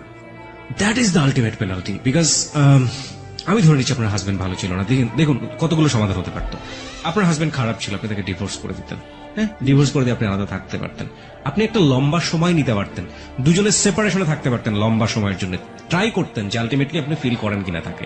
ইকোনমিক সাপোর্টের একটা জায়গার ব্যাপার ছিল, ফাইন, ইকোনমিক সাপোর্টের জায়গায় আপনি নিজে স্বাবলম্বী হওয়ার জন্য যথেষ্ট রসদ আপনার কাছে ছিল, আপনি কাজ জানেন, আপনি হাতের কাজ জানেন, আপনি সেগুলো নিয়ে কাজ করতে পারতেন, এবং এই কাজ করে বাংলাদেশে অনেক অনেক মেয়েরা আজকে স্বাবলম্বী, আপনি সেই জায়গাটা থেকে পারতেন, আপনি সেটাও করেননি। আপনি second time fall in love with someone, আপনি দুটো বাচ্চার মা হওয়ার পরেও, এবং সেই ফল ইন লাভটা ঠিক সেম ব্যাপার ছিল লাইক ইউর হাজব্যান্ড, যখন আপনি হাজব্যান্ডের সাথে ভালোবেসেছিলেন, still you are fall in love with that guy, যে মানুষটা আপনার সাথে এক ধরনের বড় হিপোক্রিসি করেছে। তাহলে আপনার প্রথম হাজব্যান্ডের ক্ষেত্রে অপরাধটা কোথায় ছিল? আমি তাকে কোনো অপরাধ দেখছি না। আপনার সেকেন্ড মানুষ যে, সে যদি বিয়ে করে এত বড় চিট করে একটা সংসার ভেঙে দিয়ে বিদেশে চলে যেতে পারে, তাহলে প্রথম হাজব্যান্ড তো তার তুলনায় অনেক ভালো মানুষ ছিল। আপনি তো তাকে কোনোদিন হাতে হাতে ধরেননি, ধরেছেন? ধরেননি, আপনি তাকে সন্দেহ করতেন, সে আপনার পাশে বসে থেকে কোন একটা মেয়ের দিকে ফ্যাল করে তাকিয়ে থাকতো। হ্যাঁ, এটুকুই আপনার কাছে লেগে, আপনি কোনোদিন তাকে হাতে নাতে ধরেননি, আপনাকে সে হাতে নাতে ধরেছে, তারপর আপনার সঙ্গে ঘর সংসার করতে চেয়েছে। সে অন্যায় করুক, অত্যাচার করুক, আপনার কাছে সে অধিকার চেয়েছে, স্বামীর অধিকার, আপনি পালিয়ে গেছেন, তারপর আপনাকে ওখান থেকে বারবার ধরে নিয়ে আসার চেষ্টা করছে দুটো সন্তানের জন্য। লাভ না করলেও দিস ইজ হার্ড ট্রুথ। কিন্তু আপনাকে এই মানুষটা কি দিয়েছে যে মানুষটাকে আপনি স্টিল লাভ করেন? সে তার কাছ থেকে তো কিছুই পাইনি, কিন্তু আমি এটাই বলবো যে তার সাথে আমি সময় কাটাতে আমার ভালো লাগতো। Is that all thing for life? This is very funny.